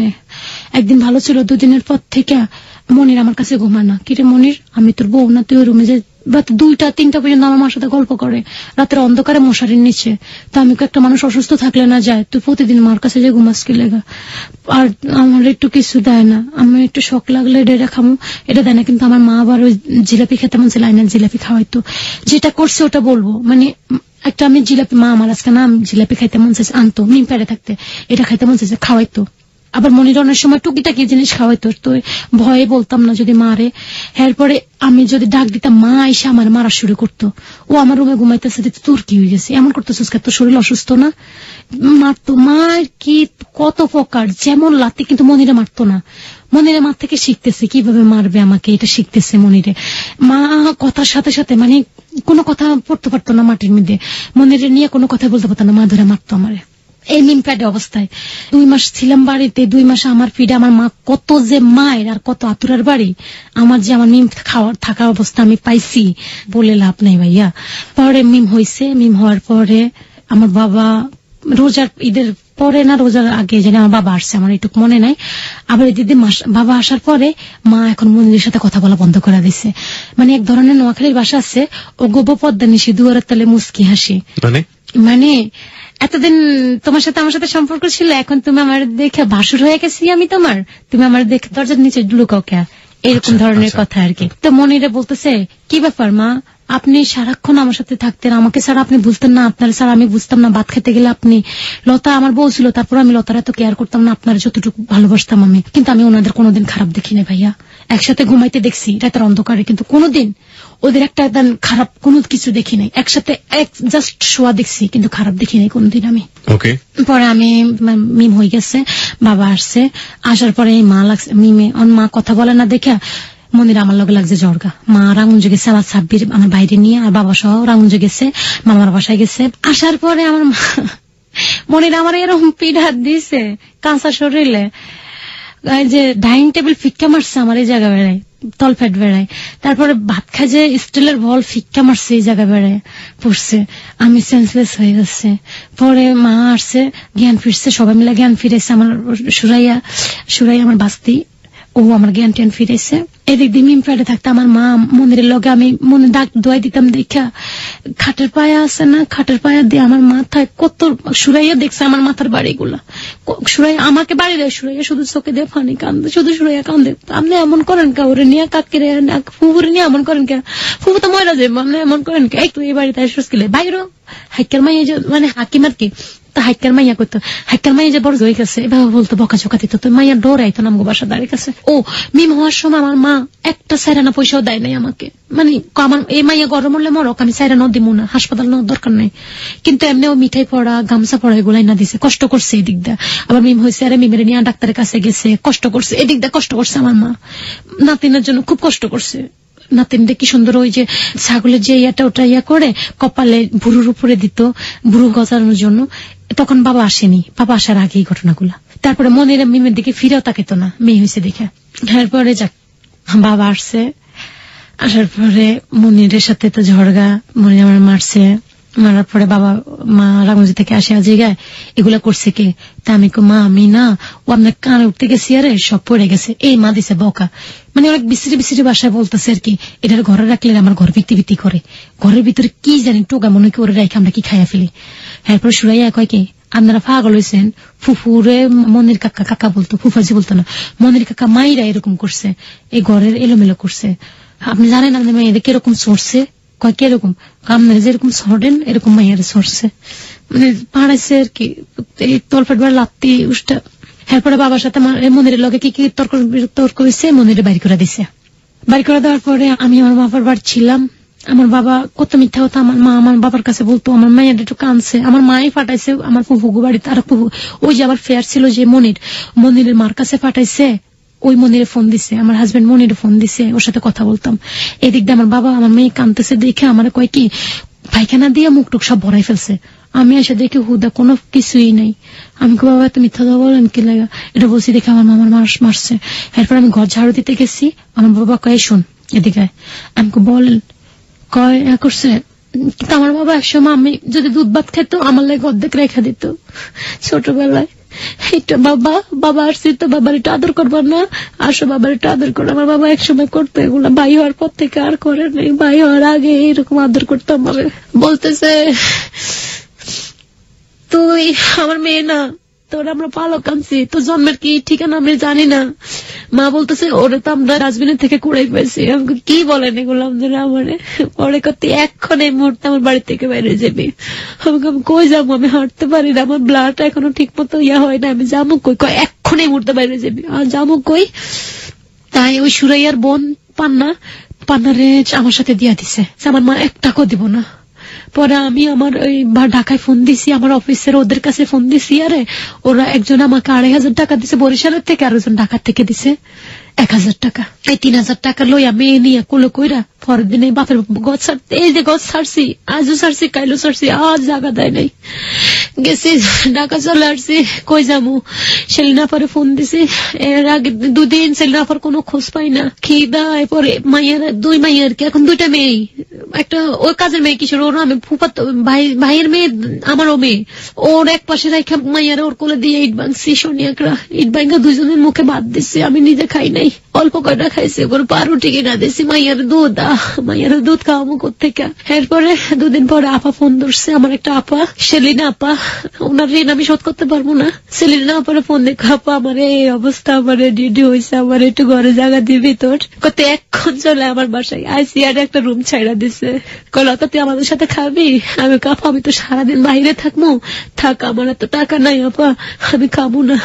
মিমের পান্নার কাছে দিয়া আমি সারাদিন মার্কেটে দৌড়াদৌড়ি করতাম, আর মাইয়া লাইগা কান্দা মেরে আমার মাইয়ারে পান্না ফোন করতাম, ঘরে একটা মোবাইল কিনা দিছে, একটা আমি রাখছি, পান্না আমার মাইয়াডারে কষ্ট দিস না রে। পান্না কয় না ফুফু, আমি হুক্কু কইতো, হুক্কু আমি মারি না, আরে ও আমার বোন না।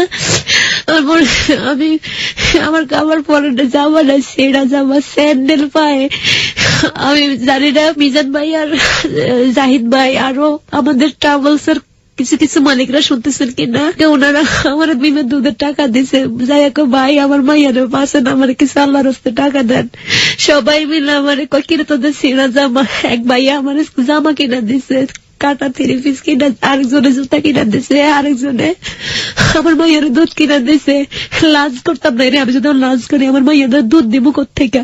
আপার তো ঘর ভাড়া দিতে হবে 1500 টাকা, কোথেকে দিব?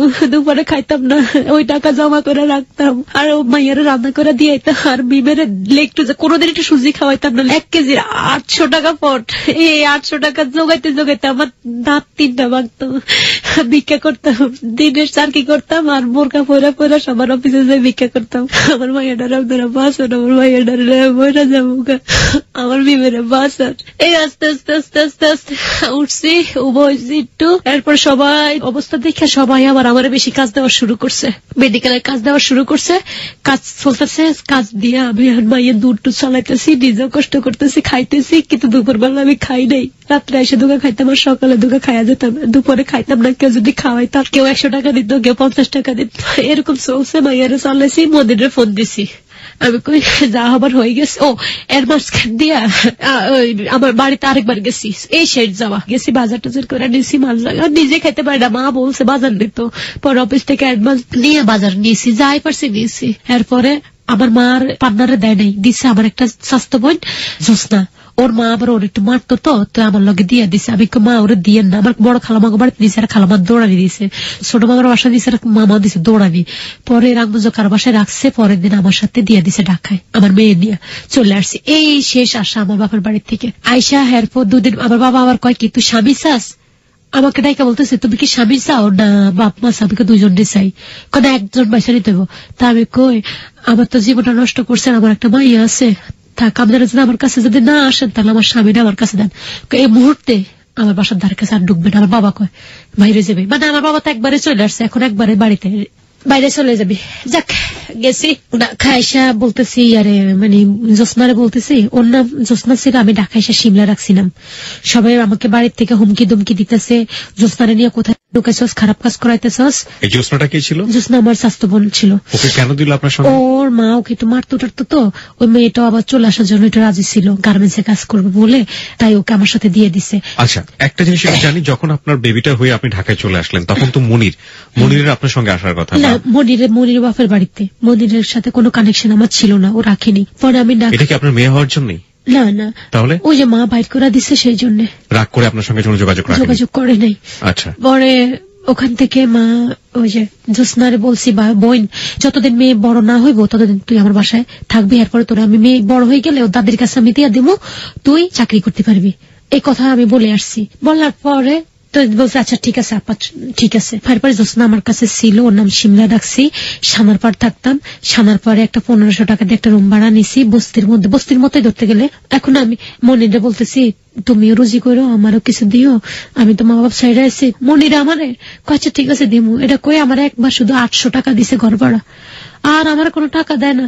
এই ঘর ভাড়া, ওর খাওয়ার খরচ, ওর প্যান্ট শার্ট সব আমার দিতে হয়, ওর বাপ মারও টাকা পয়সা আমার দিতে হয়। আমি কোথেকে দেবো ভাই এখন? পরে আমি মানুষের ছায়া ছায়া নাই এরপরে আমি ঘর ভাড়া দিতাম, ইয়ে করতাম, চাইতাম, আমি মানুষ আমার দিত। তো এগুলা নিয়ে মন্দিরে বেতন পাইলে মাস শেষে বাড়ি চলে যেত গা। এরকম করতে করতে করতে করতে আমার টাকা পয়সা দেয় না, বরঞ্চ উল্টা মারধর করে। আবার মিমের এখন বয়স 2 বছর। 2 বছর আরে শিমলা চলে গেছে আমার কাছ থেকে, একজনে বুদ্ধি দিচ্ছে, আরে যে ও বুদ্ধিতে গার্মেন্টসে ঢুকে গেছে। ওর সাথে আর আমার সাথে কোনো কানেকশন নেই, যোগাযোগ নেই, আমার বাসায় আসে যায় এতটুকু।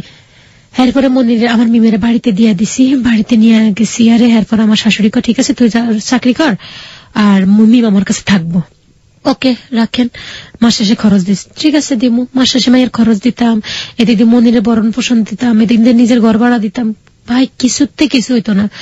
যাক ওখান থেকে মনিরে এরপরে আস্তে ধীরে মনিরে চলতাম দুজনে। ও একটা টাকা পয়সা দিত না, আমি নিজেই চলতাম, নিজের খরচ দিয়ে ওরা চালাইতাম। কয়েকদিন পরে মনিরে বলতেছে কি আমার তো জায়গা নাই, ভাই একটু জায়গা দিছে, একটু ঘর কিনবি, তাহলে একটা ঘর বিক্রি করবো 50,000 টাকা দিয়ে, 40,000 টাকা দিলেই হইব, কিনবি? তো এরপর আমি কই এত টাকা আমার কাছে কোত্থেকে আইব? পরে আমি এই মিলাই ঝিলাইয়া এরপরে আমি একটা ঘর কিনছি, নিজে না খাইয়া না দেয়া। ঘরের মধ্যে একটা টিভি কিনছি, ফার্নিচার, টুকিটাকি সংসার যা লাগে যাবতীয় 2 বছরে কষ্ট কইরা না খাইয়া না দেয়া এগুলা জোগাইছি।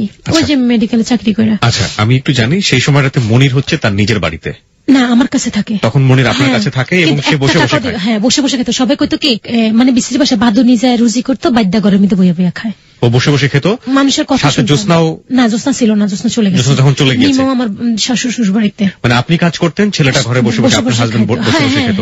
মিম কি করতো? মিম দেশে ওর দাদির কাছে থাকতো, 2 বছর হয়ে গেছে। মানে মনিরের মায়ের কাছে থাকতো। আপনি যেখানে ভাড়া নিয়েছিলেন সেখানে মনির বসে বসে খেত। আর আপনি রোজগার করতেন। আর ঘরটা কিনলেন কোথাও? ঘর বাড়িতে কিনছি, ওদের বাড়িতে ঘর কিনছেন, ওদের বাড়ির জন্য টেলিভিশন কিনছেন। হ্যাঁ আমার ঘরের জন্য আর কি। আমি আস্তে আস্তে আমার বাসুরের টাকা পরিশোধ করে দিছি ঘরের। এরপরে ঘরের ভিতরে সব ফার্নিচার, খাট টাট কিনছি, টুকিটাকি একটা সংসারে যা লাগে নিজে না খায় না দেয় এগুলো জোগাইছি।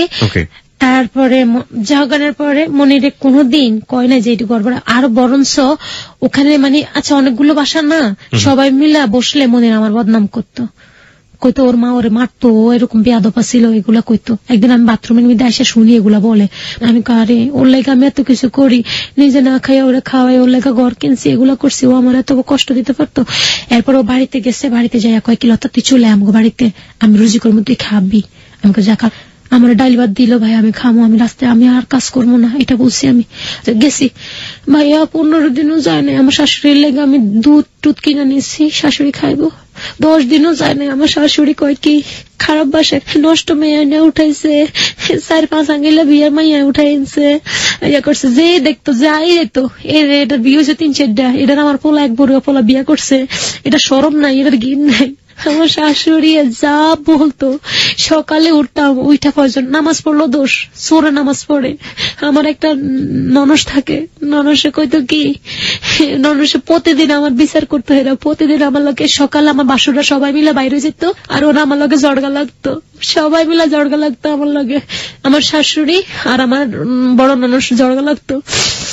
বিশ্রী বাসা যা কত প্রকার হোক কি মন্দিরে যদি আসতো না বাড়ি থেকে কাজের থেকে, এর ভাইয়া আমার না এগুলা বলে, আমার কইবেই তো সহ্য হবো নাহলে বাইরেও, এটা কয়ে লাপ্তি দিয়ে খাটের থেকে ফালাই দিত। ভাইয়া ফিজিক্যালি রিলেশন করতো ততক্ষণ একটু ভালোবাসা ছিল, হ্যার পর থেকে মানে বিশ্রী ভাষা যা ছিল ওর মুখে দিতা। তোর মা আমার কয় বিদেশ নিবো কইছে, বিদেশ নিবো কইয়া তোরে বিয়ে দিছে, এখন তোর মা আমি তোমাকে তো বিদেশ নেওয়ার জন্য ভিসা দিছে, তোমরা এনা যাও নাই, এখানে আমার মার দোষ কি? কয় তোর মার দোষ নাই, বিয়াদপের ঘরে বিয়াদপ, মানে বিশ্রী ভাষা। এরপরে আমি সকালে উঠে আমার সেজু বাসরে বিদেশ থাকতো, সীমা উনার বোন নাম, উনারে খুব আদর করতো। উনার যেমন বিদেশ থাকে মাসে 10,000 টাকা দেয়, উনারে পাত পায়রা ভাত মানে নিজেরাই ভাত নিজেরটা নিজে খেত, দোকান আনতো, এই লতা এটা দে, লতা ওডান, লবণ আন, মরিচ বাইটান, ফানি আন, উনি বসে বসে অর্ডার দিত। আর সারাদিন কাজ করে যদি একটু শুইতাম না, আমার শাশুড়ি ফ্যানটা বন্ধ করে দিত, কি এর ফ্যান চালে শুয়ে থাকোস। এরপরে কলস টানতে পারতাম না, এগুলা কাজ করিনি কোনোদিন, এক বাড়িতে করছি। এরপরে আমার জামাই মনে রে ওর মার কথা দইরা যেরকম বাড়ি, ওরে বাবা রে, এগুলো মনে উঠলে আমার কান্না আসে, ডরে আমি ওর ভয়ে খাটের নিচে ঢুকতাম, ও আমার খাটের নিচে থেকে বাইর করে আইনা ঠাস করে মাটির মধ্যে ফালাইয়া ছড়া শুরু করতো। ছড়া কারে ওরে বাবার ফুটবল এরও না চড়ে না, কেদার এরও না চড়ে না, আমার এরও না চড়তো। আমি মরে যাবো বোনের, আমার মারিস না। এই যে ইয়ে আছে না মাদার গাছের ডাল আছে না, মাদার গাছের ডাল দিয়ে ফিডি আমারে সেন্সলেস করে ফেলতো। আর ওর মা দাঁড়াদের হাতে তালে দিতে, এমনি হাতে তালে দিত, আর কইতো কি মার আরো মার আমার। এরপর মারা যখন শেষ হয়ে আইবো তখন আমার বাসুরের বোরা দৌড়ে, এর আগে কেউ আইয়ে না। সবাই আমার কত পালাতে পারস না, আমার শাশুড়ি শাশুড়ি সহ মামি শাশুড়ি পালাতে পারস না, মাইয়াতে থাকস কে, এরকম অত্যাচার প্রতিদিন অত্যাচার করে। পরে আবার ঢাকা চলে আসছি, আয়া আবার চাকরি নিছি। এরপরে আবার এরকম আগের মতো কয়েক মাস এরকম আগে যেরকম নিজে রুজি করছি ও খাইছে, এর কয়েক মাস পরে আবার 1 বছর পরে কয় কি তুই বাড়ি চলে আয়, আর তোরে মারবো না কেউ। তা আমি খুশি হয়েছি, যাক যামু। বাড়িতে গেছি, সব ফার্নিচার টার্নিচার জোগাইছি, নিজের এই ঘরটর গোছাইছি।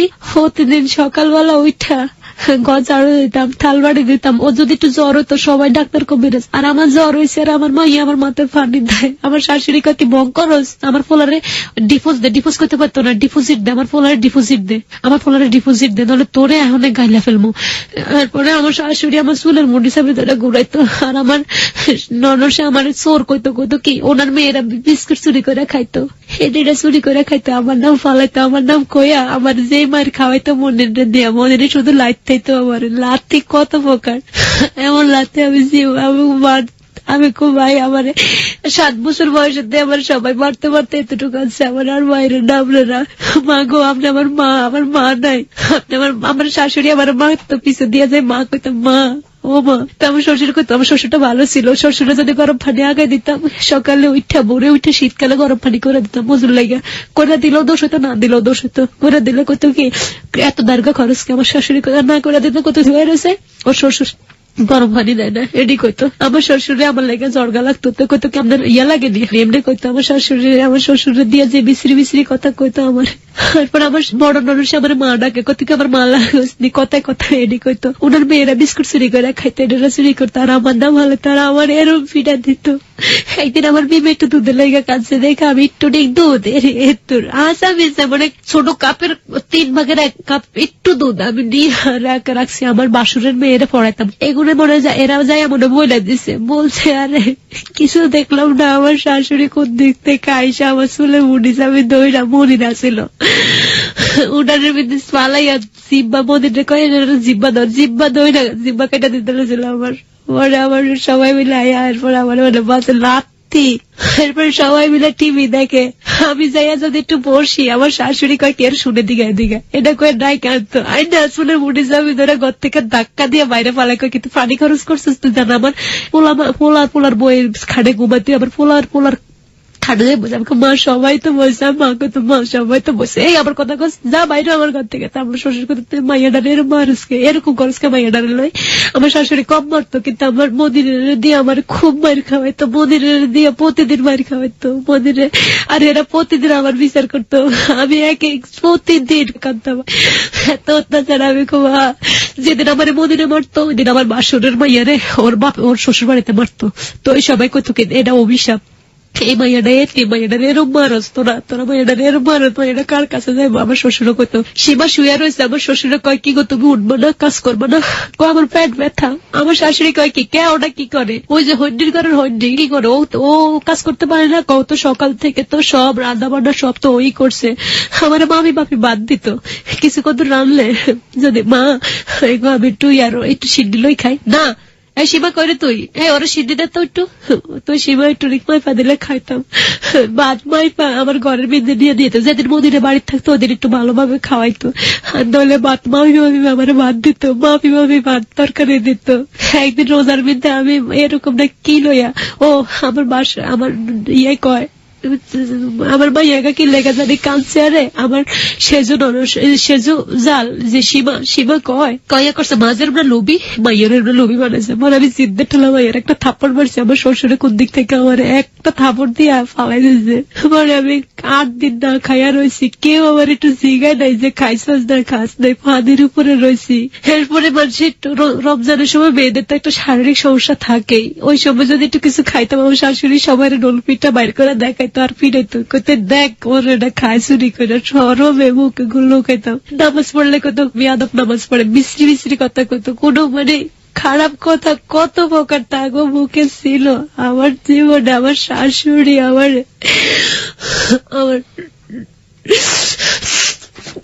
বড় ননসের মেয়ে, বড় ননসের যে মেয়েটা ছিল, বড় বড় ননসের ছেলে মেয়েরা, ওরা আমার সবসময় বকা শোনাইতো, কইতো কি মামি মামি এটা করছে, মামি ওটা, আমি হাঁটলো দোষ হইতো, এটা জোরে জোরে হাঁটুসকে লেগে, এমন ভাবে হাঁটুসকে লেগে, এত এরকম এরকম ভাবে হাঁটুসকে ইয়া করছে, এটা হাঁটতে জানে না, মানে হাঁটলো দোষ হইতো, একটু বইলো দোষ।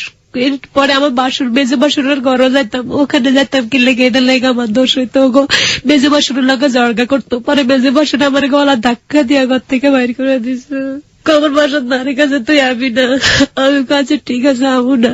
যাই হোক মনে মনে মনে কি ঘরের ওই পুকুর পাড়ে যাই বইয়া বইয়া কাঁদতাম, সব কাজ করে যায় পুকুর পাড়ে বইয়া কাঁদতাম। আমার শ্বশুরের মাথা হাত বুলাইতো, তো জীবনটাই এমন, তুই কি লেগাই পাল্লাই আসিস তুই। আর আমার শাশুড়ি কইতো কি, ওই কি তোমার বউ লাগে, তুমি ওর লাগে এত টার্কি হয়, এমনি কথা কাউ কি লাগে, হয়তো হাই লাগে নি, এগুলো কইতো আমার শাশুড়ি। আমার মা, আমার মাও মারতো, আমার সবাই আমার মারছে, আমার বাবাও মারছে, আপনারা আমার আমি কার কাছে যাবো। একবার কোরবান দিছে, আরে আমার সেজু বাসুরের বউ কোরবানি মাংস খাইছে চুরি করে, মিথ্যা বলবো না। তখন আমার বড় ননস একটা কথা বলছে যে মা ওরে বকের কে, লতা তো কোরবানি মাংস খায় নাই, খাইছে সীমা। এই তুই কি জানোস, এটা লোভী, এটা লোভ, এটা দেখ না আমার বিস্কুট চুরি করে খা। আমার বাসুরিস তো কইছে, আমি বললো ওনার বিস্কুট চুরি করে খাইছি। আমি রে আমি বিস্কুট চুরি করে খাই নাই, আমার মায়ের না, মদিরে দিয়ে আমার মায়ের খাওয়াইছে। পরে বাসুরে তো বিশ্রী বিশ্রী কথা বলছে, মদিরের পরে বলতো। আপনি একটু কন্ট্রোল করুন নিজেকে। ওকে, প্রিয় শ্রোতা, আমি আপনাদেরকে একটু অ্যাড্রেস করছি। আজকে এখানে লতা আছে এবং লতার জীবনের গল্প আপনারা শুনছেন। সমাজের একেবারে প্রান্তিক পর্যায়ের একজন মানুষ, যে মানুষটি গণমাধ্যমে, বা আমরা বলতে পারি যে মানুষটি মিডিয়া, বা যে ধরনের মিডিয়ায় বলি না কেন, এই ধরনের মানুষের কণ্ঠস্বর মিডিয়াতে আসা খুবই খুবই খুবই দুঃসাধ্য ব্যাপার। যদিও এখন খুব বেশি কিছু না ঘটলে বা খুব বড় কোনো চেঞ্জ না আসলে এই মানুষদের কণ্ঠস্বর কখনো গণমাধ্যমে শোনা যায় না। হ্যালো 8920 এমন একটা মাধ্যম যেখানে আমরা বলে থাকি সমাজের যে কোনো মানুষ, ফকির মিসকিন থেকে শুরু করে শুধুমাত্র এই বাংলাদেশি হলেই চলবে, যে কোনো মানুষ সেই যে স্তরই বসবাস করুন না কেন, তার জীবনের গল্প আমরা এখানে তুলে ধরতে পারি। আজকে আমরা এমন একজনকে পেয়েছি, খুবই প্রান্তিক পর্যায়ের একজন মানুষ।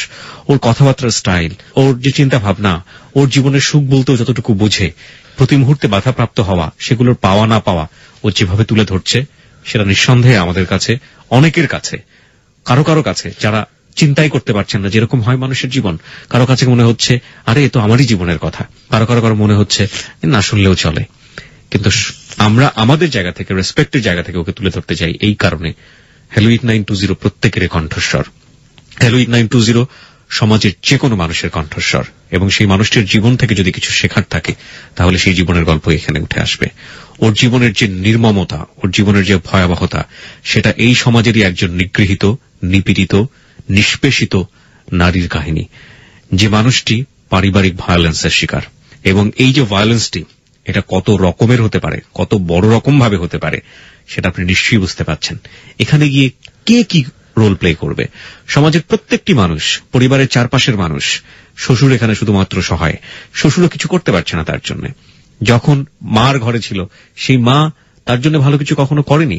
এবং এই যে প্রতি মুহূর্তে নিজের স্বামী সংসারে গিয়েছে, স্বামীও তাকে ধরে পেটাচ্ছে, প্রতি মুহূর্তে যে বঞ্চনা, সেই বঞ্চনার মধ্য দিয়ে সে এখনো টিকে আছে।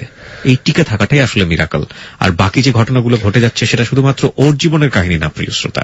এখানে অসংখ্য নারী আছেন এরকম, বাংলাদেশের সোসাইটিতে অসংখ্য মানুষ আছেন এরকম, যাদের জীবনের কোনো না কোনো পার্ট ওর সাথে কোনো না কোনো ভাবে মিলে যাবে।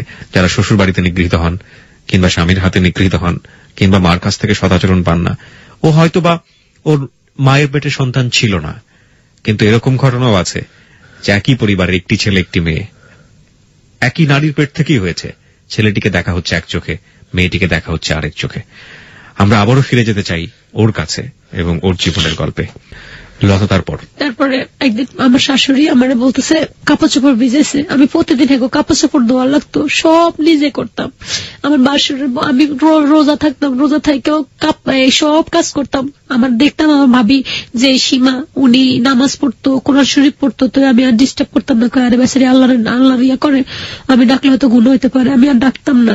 আমার একটু পাটা ব্যথা করলো, আমার মারছে না, একটু ব্যথা তো আমার কোনোদিন একটা ওষুধও খাওয়াইতো না তারা, এরকম মায়ের মারতো তারা। ওই যে কোরবানির মাংসের কথা বললাম না, কোরবানির মাংসের জন্য এরপরে বলতেছে লতা সব খাইছে, মনির আসছে, মনিরে দিয়ে আমার ফিডার কি ফিডা জমা, এই পিটার কথা মনে উঠলো আমার এখন আমার শরীরে শুধু আমার মাইয়া কয় আমার মানে আর মায়ের না, আমার মা বইরা যাবো, বাবা মানে আর মায়ের না, আমার মা বইরা গেলে আমি কারে মা ডাকবো, কত মা অভাব নাই, কথা কইস না, একটা মরে গেলে আরো আইবো। আমার শাশুড়ি করতে যাইতে পারস না, আমার সংসারতে বাইতে পারস না। এরপর আমি রাগ করে আমি চইলাম। পরে আমার বড় বাসুরে কয় কি নর্তকে আনি উঠাইছে, এটা অনেক খারাপ খারাপ কথা কইতে আমার বড় বাসুরে। মেজো বাসুর আমার ননুষে বলছে আর কি, আমি কই ওনারও বিয়ে হয়েছে, আমার বড় ননুষেরও বিয়ে 3টা হয়েছে, কিন্তু উনি এখন 3টার দিকে একটু সুখে আছে, দোয়া করে যেন। আমি কই আপাকে সবসময় কইতাম আমার মার নামদের মেয়েও আছে, দেখবেন আমার এরকম না অত্যাচার করে নামদের আল্লাহ দেখবেন, এরকম একদিন হলো দেখাইব। এরপর আমার শাশুড়ি এদিকে আমার মারতো।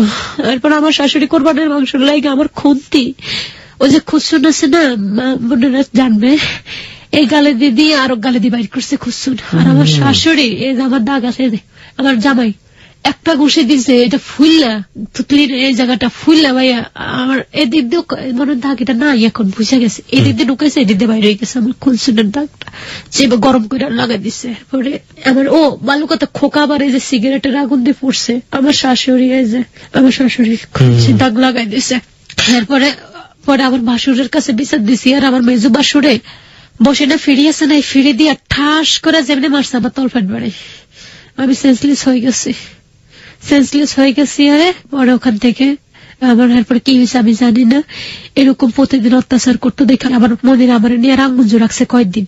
রাখার পরে ওখানে আমার মা পোলাপান টুয়াই দিয়েছে আমার সংসার ভাঙার লাগে, কিন্তু ভাঙতে পারে নাই। পরে আমি ওখান থেকে মন্দিরের লগে জড়গা করে আমি ঢাকা চলে আসি। এই শেষ, আমার শ্বশুর বাড়িও দেখা শেষ, ঢাকা আসা শেষ, আজ যাই না। এরপরে এবার ঢাকা থেকে রুজি করতাম, মন্দিরে টাকা পয়সা দিতাম, মন্দিরে জামা কাপড় নিত, আগের মতো মন্দিরে বসে খাইতো, মানুষ আমার বাঁধনি ডাকতো। যে আপনি চলে আসলেন ঢাকাতে এবং আসার পরে আপনার হাজবেন্ড ওখানে থেকে গেল, আপনার হাজবেন্ডের বাড়ি ছিল চাঁদপুর রামগঞ্জে ছিল। ওকে, ওখানে আপনি টাকা পয়সা পাঠাতেন, ওখানেই বসে বসে খেতেন। হ্যাঁ, তারপরে ওখানে কিছু টাকা পয়সা পাঠানোর পরে ও আবার মাপটাপ চাইয়া আমার ঢাকা চলে আসতো। আয়সা কাজ করে ঠিকই, কিন্তু মাস শেষে আমার ঘরে টাকা থাকতো, ওগুলা নিয়ে বাড়ি চলে যেত, মা বাপের দিয়ে দিত। আর আমার মারতো দইরা, এখানেও মারতো, মার কথা দইরা উসিলা লইয়া ভাইয়া সারাদিন চাকরি করার পরে ফিজিক্যালি রিলেশনটা মন চাইবো কারো, তো আমি যদি মানা করতাম তো দইরা লাথি মারতো, দইরা মারতো। তো আমি তুমি বসে বসে খাও, আমার এত কষ্ট, মায়ের খরচ চালাইতে হয়, এত কিছু করতে হয়, তারপর আমার একটু শান্তি দাও। এরপরে আবার আমার দেবর একটা বিদেশ যাইবো, মানে এটা 4-5 মাস পরে ঘটনা। তখন আমার কাছে ছিল 20,000 টাকা। আমি আবার বাড়ি থেকে আসার পরে আমার চাকরি হইতেছে না, ওই অফিসে এখন জব নিমন যে চাকরি হয় না, আমাকে আর নিবে না। বারবার আমি বইলে চলে যাই, না বইলে চলে যাই, এমডি স্যার নিব না, সব স্যার খেপা নিব না। যে চেয়ারম্যান উনি বলতেছে এই মেয়েটাকে কয়, স্যার আমাদের একটা স্টাফ ঠিক আছে, ওকে নিয়ে না। তুমি কি করতাম? মার্কেটিং স্যার আর ব্লাড কালেকশনে একটু থাকতাম। আচ্ছা ঠিক আছে, তুমি কাজ করো, তোমার স্যালারি আমি বলে দেবো। এই লইছে, নেওয়ার পরে যাক স্যালারি একটু বাড়ছে, 9,000 টাকা হয়েছে, এখন সুন্দর মতো চলতে পারতেছি, মন্দিরে কোনো কাজই করে না। হ্যাঁ, উনি এখন মানে কি বলবো, আলালের ভাই দুলাল বসে খায় আর খায়, আর আমার বদনাম ছড়ায়। পরে মনিরের সাথে এরকম 1 কথা 2 কথা হয়েছে, হওয়ার পরে মনিরের লগে ঝড়গা লাগছে। মনিরে আবার আইতে চাপ দিচ্ছে আমাকে, মানে চলে যাবো। মনিরের মা বোন সবাই যারা আমার মারতো, তারা চিকন সুরে লতা জহির বিদার যাবো। তো জহির কিন্তু আবার আমার জন্য অনেক পাগল ছিল। আমার দেবর, ছোট দেবর, যখন ওরা আমার মারতো কইতো কি, শয়তান বেটি থাকস কে জায়গা, আমার লগে চলে, আমি তোর ভাগায় জায়গা, তোর বিয়ে করবো, আমি তুই ঢাকায় থাকবি, আমি তোর লগে থাকবো, আমি রুজি করবো, তুই খাবি, ঘরেই থাকবি, তুই কোনো দিকে কাজ করার দরকার নাই তোর। এরকম আমার ভাই বোন সবাই মিলে অত্যাচার করে, এরকম কয়ে আমার গায়ে একদিন সাইকেল পিক্কা মারছে। ওদের সাথে জিদ না করে পাইরা আমার গায়ে সাইকেল মারছে। আর মানে কি বলবো, আমি ওখানে সেন্সলেস হয়ে গেছি। আপনাকে কি বলছিল? জহিরে যদি বিদেশ যায়, পরে মনিরকে বিদেশ নিব, তুই যদি পারস কিছু টাকা দিস। কত? 1 লাখ। আমি কত টাকা আমি দিব কোত্থেকে? তখন আমার বুদ্ধি হয়েছে, আমি কই আমি স্যারের কাছে যাই। স্যার আমি মিথ্যা বলছি, আমার বিয়ে হয়েছে, উনি জানে না, আর সবাই জানে, শুধু আমার ওই স্যার জানে না। তখন আমি বলছি স্যার আমার বিয়ে হয়েছে, আমার দেবর বিদেশ যাবো, যদি পারেন স্যার আমার কিছু সাহায্য করেন, টাকা দেন, আমার বেতন থেকে আপনি কেটে নিন। কত? আমি স্যার চাইছে 50,000 টাকা, আমার কাছে 20,000 টাকা আছে। স্যারের কাছে 20-30,000 টাকা একটা ব্যাপার না, স্যার আমাকে 30,000 টাকা দিয়ে দিছে। মানে দিয়ে বলতেছে যাও তোমার সংসার বাঁচাও আগে। স্যারের সব জানতো যে আমার বিয়ে হয়েছে, আমার বাচ্চা নিয়ে। পরে আমাদের এমডি স্যারের সব বলছে স্যারের কাছে যে মাইয়াটারে নিয়ে অনেক কষ্ট করছে, পথে পথে মাইয়ারে কোলে করে ভিক্ষা করছে, আমরা দেখছি এর কষ্ট, আমরা কাপড় চোপড় কিনা দিছি ওরে। এগুলো কইয়া স্যারে বলছে, আমাদের এমডি স্যারে বলতো, আরো স্যারের আরো মেয়েরা বলতো। স্যারে টাকা দিছে, মনির এই টাকা পাইয়া উনি বাড়ি চলে গেছে। বাড়ি যাইয়া এদিকে বিয়ে ঠিক করে ফেলছে। ওর ভাইরে তো টাকা দিয়েছি, নিজের বিয়ে ঠিক করেছে। হ্যাঁ, ভাইরে টাকা দিছে, 50,000 টাকা ওর ভাইকে দিছে, আর আমার থেকে আলাদা আরো 10,000 টাকা নিছে মিথ্যা কথা কইয়া, মিমের অসুখ কইয়া নিছে। 20,000 টাকা বাড়িতে থাকতো। এদিক দিয়ে 50,000 টাকা পাই গেছে, এখান থেকে চলে গেছে, ভাইয়ের বিদেশ টিদেশ দিব। বাড়ি যায় এদিক দিয়ে বিয়ে ঠিক করতেছে ওর বাপ। বিয়েটি ঠিক হয়ে গেছে, ঢাকায় আসছে। ঢাকা আইসা ওই টাকা তো দিয়ে আসছে, ঢাকা আইসা আমার লোক উরি বাবারে কি জড়গা।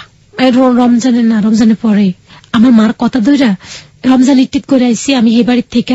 আমার শাশুড়ি শ্বশুরের জন্য সবার জন্য মার্কেট করে নিছি। আমি আমার মার্কেট করলে সবার জন্য করি, সবার জন্য 2 টাকা সদাই হোক আমি সবার জন্য নিতাম।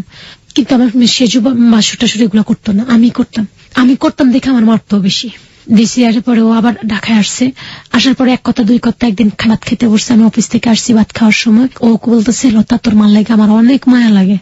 তা আমি কই মা তো সবারই মায়া লাগবো, আমি কিন্তু এখনো ওর হিট দিয়ে কথা বলি নাই। আমি কই মার কথা বললো না, মা তো আমার অনেক কষ্ট দিচ্ছে। এরকম কইতে কইতে ও এক পর্যায়ে আমার লগে ঝড়গা লেগে গেছে। আমি কই তোমার মাও আমার অনেক কষ্ট দিচ্ছে, তোমরা আমার মানে একটা ঝড়গার একটা ইয়ে আছে না। ভাইয়া বিশ্বাস করবেন না, ও প্রস্তুতি নিছে আগেই আমাকে মারবে। ও যে আমি টাকা আনছি কোত্থেকে, স্যারের থেকে, ও বিশ্বাস করে নাই, ও অন্যটা ভাবছে। ও ভাবছে যে আপনি অন্য কোনো ভাবে অবৈধভাবে কাজগুলো নিয়ে আসছেন। কিন্তু আমার স্যারের সাথে কথা বলছে আমি ওর আল্লাহর হস্তে দিছি টাকাটা, ও অনেক কষ্ট করছে। ও বলছে আমার এখান থেকে আমাকে কাইটা দিব টাকা, কিন্তু থাক আমি ওটা এতিম হিসাবে আমি সাহায্য করছি। ওকে যাই দিছি 10-20,000 টাকা, এটা এতিম হিসাবে সাহায্য করছি। স্যার এটা বলছে, ও বিশ্বাস করে নাই। ভাইয়া ওই যে রোল আছে না ফুল শীতের, আমি আবার কাপড় পরছি। ও আমাকে বিয়ের মানে কি বলবো, শুধু এক ঈদে আমাকে 300 টাকা দামের একটা কাপড় দিছে। আর জীবনে কেমনে একটা নাক ফুল, আমার টাকা দিয়ে আমার নাক ফুল দিছে, জীবনে কিছুই দেয় নাই। এ আমাকে ভাইয়া এরম মার দিছে, কুকুরের না মারে না, যেমন লাতি দরজা বন্ধ করে ভাইয়া আমার মানে কি বলবো, রাতে 12টার থেকে মায়ের স্টার্ট করছে 2টা পর্যন্ত মারতেই আছে ঘরের ভিতরে। এখানে সেলস হয়ে গেছে, সবাই চিল্লাপাল্লা করতেছে মনির দরজা খোল, মাইয়া মরে যাবো, মাইয়া মরে যাবো। বস্তির মতো বাসা না, মনির দরজা খোল, তুই বসে বসে খাস, মাইয়ারা সারাদিন রুজি করে আর মাইয়ার বদনাম কর, মাইয়া মরে গেছে। এরপর আবার আমি দেখ দিই ওর হাতে একটা খামসি মারছি। এখন আমার ওই সেন্সলেস, আমি দেখতেছি ওর হাত থেকে রক্ত বাইরে হইতেছে। এরপর আমি রাগ করে বাইরে চলে আসছি। বাইরে হয়ে আমি এতে চলে গেছি। ওই আপা যে আমাকে প্রথম আশ্রয় দিছে আর কি, বা শিলনাপার কাছে চলে গেছি। আর শিলনাপা কয় কি, তুই তো সংসার ছাড়িয়েছিস, যা বাসা যা। আমি কাপু আরো 2 দিন পরে আচ্ছা যামু, কালকার দিনটা থাকে পরশু দিন যামুগা।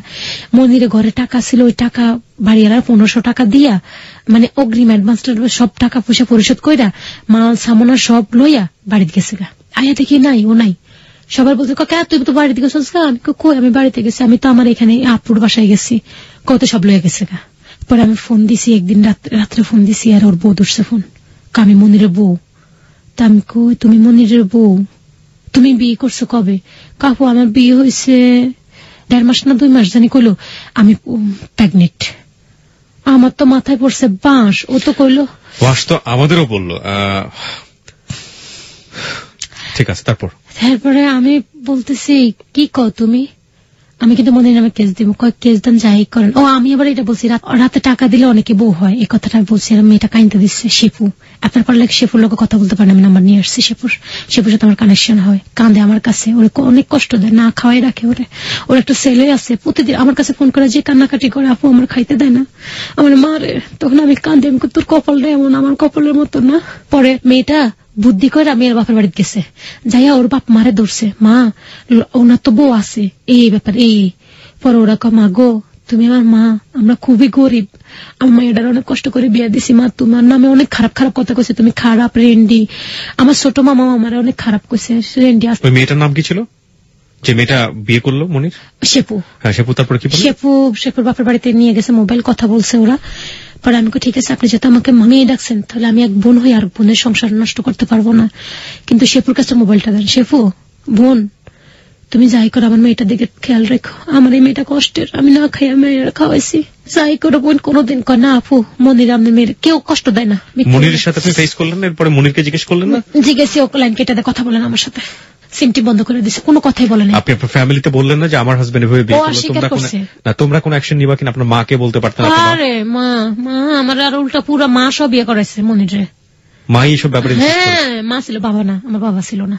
আমার মা ওর সাথে কানেকশন ছিল। মনিরে যেদিন আমার ডিপোজ দিছে ওই দিন মনিরে পাঞ্জাবি টাঞ্জাবি কিনা দিছে রাস্তার মধ্যে, এক জায়গার মধ্যে ডাল টাল। শেফু আমার কাছে বলছে কথাগুলা, আমার একটা কাপড় দিছে, মনিরে পাঞ্জাবি কিনা দিছে, তারপরে আবার আমার অদ্ভুত জীবনের গল্প। আমি একটু আপনার কাছে জানতে চাই যে এই যে ডিভোর্স আপনাকে দিল, এটা কবে দিল? না, আমি ডিভোর্স দিছি। আপনি দিয়েছেন মনিরকে ডিভোর্স? ডিভোর্স আমি দিছি। তখন বিয়ে যখন ওগো বাড়িতে থাকতাম, মা ফোন করে করে আমার মায়ের খাওয়াইতো, আমার শাশুড়ি মানে মনিরের দিয়ে, আমার ননসরে দিয়ে মায়ের খাওয়াইতো। আপনাকে অনেক মানুষ ফেসবুকে প্রশ্ন করছে যে আপনি কেন আইনের আশ্রয় নিলেন না? আপনি যে কোনো ভাবে, আমার কেউ ছিল না, আমি ওগুলো বুঝতাম না, আমার কেউ ছিল না, আমি ভয় পাইতাম। এরা আমি যদি অনাইনের রাস্তায় যাই, আমার মেয়েটার কি হইব, আমার মেয়েটার বাগাই দিব, আমার বাগাই দিলে আমার মেয়েটা সিদ্ধ হইব। থাক, কিছু থাকার দরকার নেই, বট গাছ, স্বামী বলছে বট গাছ থাকুক আমার মাথার উপর, আমি রুজি করে খাওয়ামো, তারপর স্বামী দেন, স্বামীটা আমার কাছে থাকুক, মানুষদের আঙ্গুল তোরা না বলতে পারে এটা স্বামী ছাড়া। This is the hard reality of Bengali নারীজ। আমরা এটাই বলছিলাম যে ও কাকে ডিভোর্স দিবে? ও ডিভোর্স দিবে ওর হাজবেন্ডকে, যেখানে ওর একমাত্র আদরের সন্তান মেয়ে রয়েছে। ও কাকে ডিভোর্স দিবে? ওর হাজবেন্ডকে। ওর হাজবেন্ডকে ডিভোর্স দিতে গিয়ে ওর যে সামাজিক আইন কানুন বা ওর যে রাষ্ট্রীয় আইন কানুনগুলো মেনে চলতে হবে, সেগুলো নিয়ে ওকে এখন পর্যন্ত নিরাপদ ভাবে চিন্তা করতে পারছে যে রাষ্ট্রের কাছে সাহায্য চাইলে ওকে সমস্ত সাহায্য খুব আরামসে দিয়ে দেওয়া হবে? এগুলোই হচ্ছে প্রশ্ন। ওকে, তারপর কি করলেন? তারপরে এখন ও কাঁদতেছে, ওরা সবাই কাঁদতেছে, তো আমি বলছি ঠিক আছে, আমার কপাল নিয়ে আমি চলে আসছি, আমার মেয়েটারে দেখিস। কিন্তু একটা কি, আমার শাশুড়ি সবাই আমার মেয়েটার অনেক যত্ন করে, অনেক। কারণ শেফু আমার কাছে ফোন করে বলে, আপু এমনি টুকিটাকি মারে, কিন্তু তোমার মেয়েটারে ওরা মাথায় রাখে না, ওনার ডরে মাটিতে রাখে না, ফিফড়ার ভয়ে। আমি শুনে অনেক খুশি হয়েছি, অনেক দোয়া করি আমার শাশুড়ির, আমি আমার সবাইকে অনেক দোয়া করি যে আমার মেয়েটাকে ওরা ভালো রাখছে, কিন্তু আমার মেয়েটারা আমার কাছে দেয় না।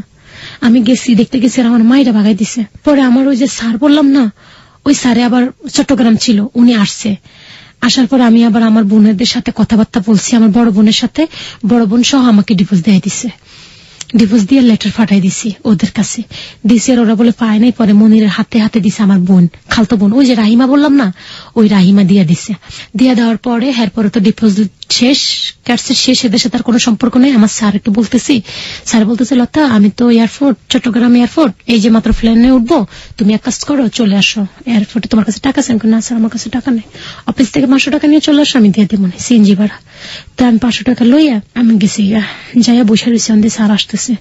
ওই স্যার আমার মুখের দিকে তাকাই, কয় কি একটা হাসি খুশি মেয়ে, যে মেয়েটা পুরো অফিস না চাইতো, যে মেয়েটা ম্যানেজারের পিছনে লিখতো আমি দক্ষ ম্যানেজার, ফিওনের পিছনে লিখতো আমি এই জায়গার বস, এই মেয়েটা সবারই হাসাইতো, সবারই ইয়া করতো, সবাই আদর করতো, সবাই মেয়ের মতো এটা জানতো।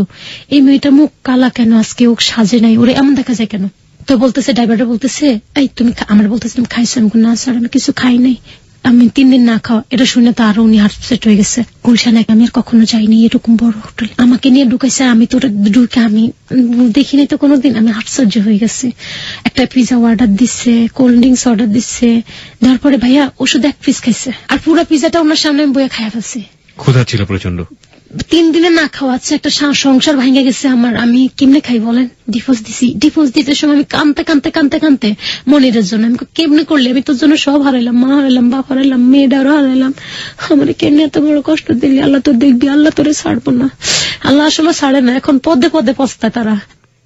আমার বলতেছে, আচ্ছা লতা তোমার কি হয়েছে বলো তো? আমি সব বলছি স্যারকে, এই যে আপনাকে যেভাবে বলছি, এখন এই পর্যন্ত যেভাবে বলে আসছি, এরকম স্যারকে সব বলেছেন, এইভাবে যত ঘন্টা 2 ঘন্টা এরকম বলছি, সব 2 ঘন্টার মধ্যে আবার খাবারও চলে আসছে, খাইতে চাইনি, খিদার তাড়ানে খাইয়া ফেলছি সবটি। এখন আইসক্রিম খাবা? আমি শরমে কই না, পরে আইসক্রিম এনে দিচ্ছে, আর আমি মানে দেওয়ার আগে আমি লইয়া খাইয়া ফেলছি, আমি বুঝতে পারছি যে আমার পেটে খিদা, খাইয়া ফেলছি। এরপরে সব বলছি, আরে এখন কি এখন তোমার সব শেষ, আমি স্যার আমরা এখন আর আমার বাঁচার মতো কোনো উপায় নাই, আমি এখন কাল ডালে বাঁচবো, আমি একটু কেস করি না, আমার সংসার ভাঙ্গা যাবো দেখা, মনের আমার কাছ থেকে চলে যাবো দেখা। আমি মনের খুব ভালোবাসতাম, কিন্তু মনের আমার এত বড় কষ্ট দিছে, নিজে না খাইয়া মনের মুখে বাদ দিতাম, মায়ের মুখে ইয়ে দিতাম, আর ওরা আমার এত কষ্ট দিছে, এগুলো বলছি স্যারের। পরে স্যারকে আমি তোমাকে বিয়ে করবো, আমার ওয়াইফ অসুস্থ, স্যারের নাম ভাঙবো না, আমার ওয়াইফ অসুস্থ, আমি তোমাকে বিয়ে করবো। ডিরেক্ট ওখানেই বলে আপনাকে? একদম ওখানেই বলতেছে। রাইট, নাও আমি আপনাকে কিছু কোশ্চেন করতে চাই, সেটা হচ্ছে আপনি যেই প্রতিষ্ঠানে কাজ করতেন তার মালিক ছিলেন উনি, রাইট? কি প্রতিষ্ঠান ছিল ওটা? সমস্যা আছে আমার। আপনি কি ধরনের প্রতিষ্ঠানে কাজ করতেন শুধু এটুকু বললেই হবে? মার্কেটিং। কি ধরনের? ওই যে আন্ডারগার্মেন্টস এর? মেডিকেলে। মেডিকেলে মার্কেটিং করতেন? হ্যাঁ, ওই মালিক ছিল, একটা সেন্টারের মালিক ছিল, মানে কোন একটা ডায়াগনস্টিক সেন্টারের মালিক উনি। ওকে, উনি আপনাকে বললেন যে আমি তোমাকে বিয়ে করবো। বলছে যে আমার তোমার আপু অসুস্থ, তোমার আপু আজকে বিগত 7 বছরের সাথে আমার ফিজিক্যালি রিলেশন হয় না, আমার একটা 7 বছরের একটা বাচ্চা আছে ছোট, আমার মেয়ে বিয়ে দিয়ে দিছি, আর আমার 2 ছেলে 1 মেয়ে, আমার মেয়েটা আমার মা অনেক আদর করে বাচ্চাদেরকে। তা আমি কই স্যার আপনি, তুমি ঠিক আছে, তুমি তো অনেক কষ্ট করে আসছো, তুমি আমার কাছে দেখো আমি তোমার জন্য কি করি, তুমি দেখো আমি কি করি, তোমার জন্য কি করি, তুমি এটা দেখো। পরে আমি আমার একটা বান্ধবীর ফোন দিচ্ছি, আরে কয় ঠিক আছে রাজি, আমার বান্ধবীকে একটা ছোট বোনকে বলছি, আরে ও রাজি, কয় আপু রাজি হয়ে যা, জীবন দেখ লাস্ট এই চান্সটা নে, আমি তোর কাছে হাত জোর করে বলি আর কি। ওর সাথে আমার রাস্তায় পরিচয়, নাম নিশাত। আচ্ছা, আমি বুঝতে পারছি রাস্তার মানুষগুলি আপনার কাছে আপন ছিল। আমি একটু জানতে চাই যে ভদ্রলোককে আপনি বিয়ে করলেন, তার ফ্যামিলি কি জানতো ওই সময়টা? ওই সময় তো একেবারে যদি জানা আমার মারা ফেলবো। এখনো জানে না তার ফ্যামিলি? চুপ করে রাখছে আমাকে। কতদিন যাবত বিয়ে করেছেন? 2 বছর যাবত বিয়ে করেছেন, এবং উনি আপনাকে পুরোপুরি আলাদা একটা জায়গায় রেখেছেন। আমাকে তারপরে বিয়ে করার পরে আমাকে প্রথম অ্যাডভান্স দিয়ে দিছে ঘরের, তখন আমি বাসা ভাড়া নিচ্ছি যাত্রাবাড়ি, ওখানে 2 মাসের পরের দিন ফার্নিচার টার্নিচার সব কিনা টিনা দিয়া তারপরে বাসায় যাওয়ার সময় একজন হুজুর ডাইকা নিচ্ছে, তাড়াহুড়োর বিয়ে, হুজুর ডাইকা কবুল পড়ছে, কাল্লা সাক্ষী আছে আর হুজুর সাক্ষী আছে, আর কারো দরকার নাই, পরে কাবিরনামা করবো এটা বলছে, পরে কাবিরনামা করবে বলছে। এখনো কাবিরনামা করতে পারিনি, ওই যে ওর সময় নাই, ও সারাক্ষণ ব্যস্ত থাকে, আর আমিও তো দিই না, কারণ আমি তো জানি আমার হাজবেন্ড আমাকে রেখে কখনো যাবে না। আমার এই 2 বছর আপনার সঙ্গে সংসারটা কিরকম? অনেক ভালো। একটু শুনি কিভাবে থাকে আপনার সঙ্গে। তারপরে বলতেছি ভাইয়া, তাই আমার হাজবেন্ড এখন মানে এখানে পরে বিয়ে হয়ে গেছে, আমাকে সব ইয়ে করছে, সব 3 দিন আমার পুরা ঘরে ফার্নিচার টার্নিচার সব জোগাই দিছে, 3 দিন আমার পুরা ঘর সাজাই দিছে। আচ্ছা, এরপরে আসছে আমাকে, পরে আস্তে আস্তে আমাকে এত ভালোবাসে কি বলবো। অনেক আছে না যে ছোট গোপাই আড্ডিরে ভুলে যাবো, জীবনও না লতা, আমার ওটা বড় ফ্যামিলি, ওখানে আমি 20 টাকা দেবো, তোমার 5 টাকা দেবো, সহ্য করতে হইব। আমি ওখানে 3 রাত থাকবো, তোমার এখানে 1 রাত থাকবো, সহ্য করতে হইব। আমি কোনো সমস্যা না, আমার জীবন বাঁচান ফরজ। পরে আমার হাজবেন্ড আমার জন্য অনেক কিছু করে দিছে আমাকে। এখন কি করে দিয়েছে আমি একটু শুনতে চাই, কারণ একটা ফ্ল্যাট কিনা দিচ্ছে আমার নামে। আপনাকে একটা ফ্ল্যাট কিনে দিয়েছে? তারপরে 3 কাঠার মধ্যে 5টা দোকান কিনা দিচ্ছে, তারপরে 2.5 কাঠা এক সাইড 2.5 কাঠা কিনা দিচ্ছে, কিন্তু জায়গার নাম বলবো না। জায়গার নাম আমরা জানতেও চাই না আপনার কাছ থেকে। ওনার আল্লাহ রহমতে কিছুর অভাব নাই, ওনার ভাড়ায় চলে, 5টা বাড়ি ভাড়া চলে। তারপরে গাজীপুরে ওনার জায়গা, উনি মানে কোটিপতি, উনি যে অনেক টাকার মালিক সেটা তো আমরা বুঝতেই পারছি, এবং আপনার প্রতি যে জাস্টিসটা করেছেন সেটা তো আমি কিছুই চাই না। আপনার জায়গাটা থেকে সেটা অসাধারণ, কিন্তু ওনার স্ত্রী বা ওনার ফ্যামিলি কষ্ট দেয় না, অনেক ভালোবাসে ওদেরকে, বুঝতেই দেয় না, এত ভালোবাসে। মামনি ওর মেয়েকে, মামনি তোমার কাছে টাকা আছে? আছে বাবা। না মামনি 40-50 হাজার টাকা রেখা দাও, তোমার লাগবো। বড় ছেলে, বাবা তোমার কাছে টাকা আছে? আছে বাবা। না রেখা দাও। ছোট ছেলে, মেয়ের একটা গাড়ি, ছেলের একটা গাড়ি, ছোট ছেলের জন্য একটা ফ্ল্যাডো গাড়িটা ও ব্যবহার করে এখন বর্তমানে। মানে মেয়ে ছেলে কলা তো আমার সব, তুমি আমার পায়ের জুতা, কিন্তু আমার মেয়ে ছেলে মেয়ে আমার কাছের মানুষ। আমি কখনো জোর করি না যে তুমি আসো না কেন, আমি যে একটা আবদার করবো, আবদারটা রাখবো। ও ছোট ছেলের জন্য যা খাবার আনবো, ছোট আমার জন্য তা আনবো। ছোট ছেলের বয়স কত? 7 বছর। বলবো কি এটা আমার ছোট পাগলি বেবি, এটা আমার পাগলি বউ, এমনি বলবো। আচ্ছা, আপনার প্রতি অসাধারণ আচরণ করছেন, শুনে আমাদের খুব ভালো লাগলো, অনেক ভালোবাসা আমাকে। ঠিক আছে, আমি ওই প্রসঙ্গে না হয় আরো বিস্তারিত জানার সুযোগ থাকবে, সেটা ঠিক আছে, কিন্তু কথা হচ্ছে আপনার একটা ভবিষ্যৎ হয়ে গেছে, নিশ্চিত একটা ভবিষ্যৎ। ইনশাআল্লাহ। তো আপনার সাথে এখন উনি আছেন এবং থাকেন, সংসার করেন, আপনি কি কোনো বেবি নেয়ার বা কোনো ফিউচার প্ল্যান আছে? আমার বেবি হয়েছিল, নষ্ট হয়ে গেছে। উনি চান আপনার একটা বেবি হোক? হ্যাঁ, উনি তো বেবি নষ্ট হয়েছে, যে কান্নাকাটি শুরু করে দিচ্ছে। তারপরে আমার মা পরশুদিন আমার এই যে ওই মন্নন বাসা বললাম না, জেসমিনের বাবা, ও ঢাকা আসছে, ওনার ছেলে গত নেক্সট উইকে ওনার হাত ধরে বলতেছে, ভাই আপনি আমার ধর্মের ভাই লাগেন। ওইনার বাসায় যে বলবেন ওটা খারাপ, আমগো বাসা থেকে আমগো জ্বালাই পোড়াই গেছে। আমার মা বলতেছে আর কি। আপনার মালিককে? আমার ইয়াকে বলতেছে, আমার হাজবেন্ডকে বলার জন্য, কিন্তু আমার হাজবেন্ড কান কথা ধরে না। আপনার হাজবেন্ড কে আপনার ফ্যামিলি জানে? হ্যাঁ জানে। ওরা আমার সংসার ভাঙার জন্য, আমার মা আমার সংসার ভাঙার জন্য, মনিরে আর আমার মা সংসার ভাঙার জন্য আমার হাজবেন্ডের কাছে কত ফোন করছে। মনিরে ফোন করে আমি খারাপ, আমি ভালো না, কও একদম পাড়ার খারাপ। ও হোটেলে যাইতো, ও ফিজিক্যালি রিলেশন মানুষের লগে করছে। হ্যাঁ এটা বলতে চাস, কিন্তু আমি একদিন ওর দেখিনি। ওরা আমি অনেক ট্রাই করছি, ওকে আমি এমন স্তূপ বলছি আমার বন্ধুরে দিয়ে 10,000 টাকা দিব এক রাতের জন্য থাকবো।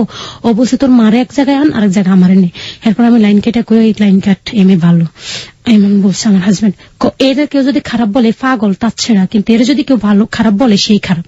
আমার হাজবেন্ড বিশ্বাস করে না আমি। কিন্তু আপনার জন্য তো একটা অনেক বড় ঝুঁকির কাজ হচ্ছে, আপনি আপনার ফ্যামিলিতে আপনার হাজবেন্ডের পরিচয় দিয়েছেন। আমি দিই নাই, মনিরে জানতো, মনিরা আসতো, মনিরা এসে অফিস থেকে অ্যাড্রেস নিয়ে গেছে, নাম্বার টাম্বার নিয়ে গেছে। কোন কারণে সে যদি ওই ভদ্রলোকের ফ্যামিলিতে গিয়ে আপনার সম্পর্কে বলে, তখন আর কি আমার হাজবেন্ড আমাকে ছাড়বে না, কিন্তু আসবে একটু দেরি করে আসবো। ধরেন যেখানে 2 দিন পর আসতো ওখানে 1 সপ্তাহ 15 দিন পর পর আসবো আর কি, এরকম।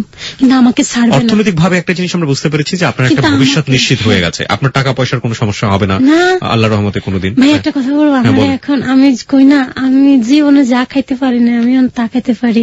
কাকে শাকিল ভাই আমার ফোন দিয়ে বলতেছে লতা তুমি কোথায়? আমি ভাই আমি বসুন্ধরা সিটি গেছি। আমি 2 টাকা দিয়ে একটা স্যান্ডেল পরতে পারতাম না, আমি কালকে 2,500 টাকা দিয়েছি, যেটা পরে আসছি 2,500 টাকা দিয়ে কিনছি। আমার প্রতি সপ্তাহে আমার হাত খরচ 5,000 10,000 টাকা দিয়ে যায়। আমার লতা অনেক কষ্ট করছিল, তুমি কষ্ট করো না। আমার খালাম্মারা এসে বুঝাইতো, খালাম্মারা বুঝাইতেছে, খালাম্মারা কয় কি বুঝাইবেন আপনি, ও কষ্ট করছে, ওর কিছু জানি না আমি, ও রাস্তার একটা মেয়ে। ওর মা বলছে, ওর মনিরে ফোন করে বলছে ও বলে ডাস্টবিন থেকে নেওয়া জারক সন্তান। হ্যাঁ ওরা ছাইড়া দিচ্ছে, ও তো ঘরে জ্বালায় না। আমি জীবনে মেয়ে নিয়ে কষ্ট করছি, কোনোদিন আমার আত্মীয় স্বজনের কাছে হাত বাড়াই নাই। আমি লতা মানুষের কাছে হাত বাড়াইছি। এই জন্য আমার স্বামী আমার বলে তোমার এই জন্য তোমার ভালো লাগে যে তুমি জীবন আত্মীয় স্বজনের কাছে হাত বাড়াও নাই। আমি কোনোদিন হাত বাড়াই নাই। লতা আমি আপনার কষ্টের যে খতিয়ান, কষ্টের যে ইতিহাস, সেটা সারা রাত বলে শেষ করা যাবে না। আমি আপনাকে খুব গুরুত্বপূর্ণ একটা প্রশ্ন করব। আপনি কখনো ভেবে দেখেছেন যে এই লোকটি আপনাকে যে কাজটি করেছে সেটা আপনার জায়গা থেকে অসম্ভব মহৎ কাজ, কিন্তু এই লোকটির আগের যে স্ত্রী সে যদি কোনোদিন জানতে পারে আপনার ব্যাপারে, আমি বলছি যদি কোনোদিন জানতে পারে, কোনোদিন যদি আপনাকে তার মুখোমুখি হতে হয়, আপনি কি করবেন, কি বলবেন? উনি যদি আমাকে বলে যে ছাইরা চলে যাম জামুগা, কারণ ক্ষতিটা তো আমি করছি, উনি করেন নাই। বেচারা নিষ্পাপ, অনেক ভালো আমার আপু সেন্সলেস হারা। আমি আমার আপুর জন্য নামাজ পড়ে, কেউ বিশ্বাস করবে কিনা জানি না, আমি তাহিজ্জুদ নামাজ পড়ি। আমি আমার আপুর জন্য দোয়া করি, আল্লাহ তুমি ওকে ভালো করে দাও। আমি আমার হাজবেন্ডকে বুঝাই তুমি আপুর কাছে যাও, আপুর একটু কাছে যাই, আপুর একটু কপাল একটু আদর করো, বুকে জড়াই নাও। ওরা কি জড়াবো, ও আমার কাছে আইলে কয় আমার একটা সিগারেট দাও।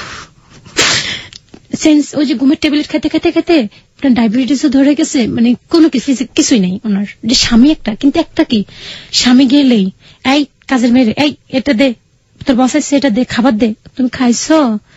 আমার আপা পাশে আমার সাথে কথা বলে, এমন একটা মেয়ে। আমরা হইলে কইতাম আমার জামার লগে কথা বলতে, আর উনি সেন্স নাই বেচারি। আমি সবসময় নামাজ পড়ে দোয়া করি। উনি ঘুমের ওষুধ খাইতে খাইতে অ্যাবনর্মাল হয়ে গেছে, একদম অ্যাবনর্মাল। ওনাকে বাইরে নিতে হয় একজন, একবার হারাই গেছে। আপনার হাজবেন্ডের বয়স কত এখন? 50 বছর বয়স। উনি কখনো আপনাকে বলেন যে উনি যদি না থাকে তোমার কি হবে? বলে। কি বলে? বলে লতা আমি যে তোমাকে টাকা পয়সা দিই, তুমি নিজেকে গোছাও, আমি না থাকলে তোমার কেউ নাই, তুমি নিজের গোছাও। লতা আপনি কি গোছাচ্ছেন নিজেকে? আমি গোছাই তো আমার কাছে। আপনার সম্পর্কে এক সময় তো টাকা পয়সা দেখি না, এখন একটু দেখছি তো তাই একটু খরচ বেশি করে ফেলি। আপনাকে যে পরামর্শ দেয় আপনার হাজবেন্ড সেটাই আপনি মেনে চলেন। 2 নম্বর যেটা, সেটা হচ্ছে যে কোনো পরামর্শই আমি আপনাকে দিব না। আপনার জীবনের গল্প শুনে আমার 2 ধরনের অনুভূতি হয়েছে। আমার লিসনার যারা আছেন, যারা এখানে লিখছেন, তাদেরও ঠিক একই অনুভূতি। এই মানুষটি কারো কারো কাছে আপনার হাজবেন্ড মহান একজন মানুষ, অসম্ভব রকমের মহান একজন মানুষ, কিন্তু অ্যাজ এ প্রেজেন্টার হিসেবে, হ্যালো 8920 প্রেজেন্টার হিসেবে, শুধু মানুষ হিসেবে এখানে নিজেকে প্রেজেন্ট করার কোনো সুযোগ নেই। আমি আমার জায়গাটা থেকে একজন হিউম্যান হিসেবে আমি ফিল করতে পারি, যেহেতু আপনি আমার গেস্ট, সুতরাং অসম্ভব রকম একটা হ্যাপি এন্ডিং আপনার জীবনে আমরা দেখলাম।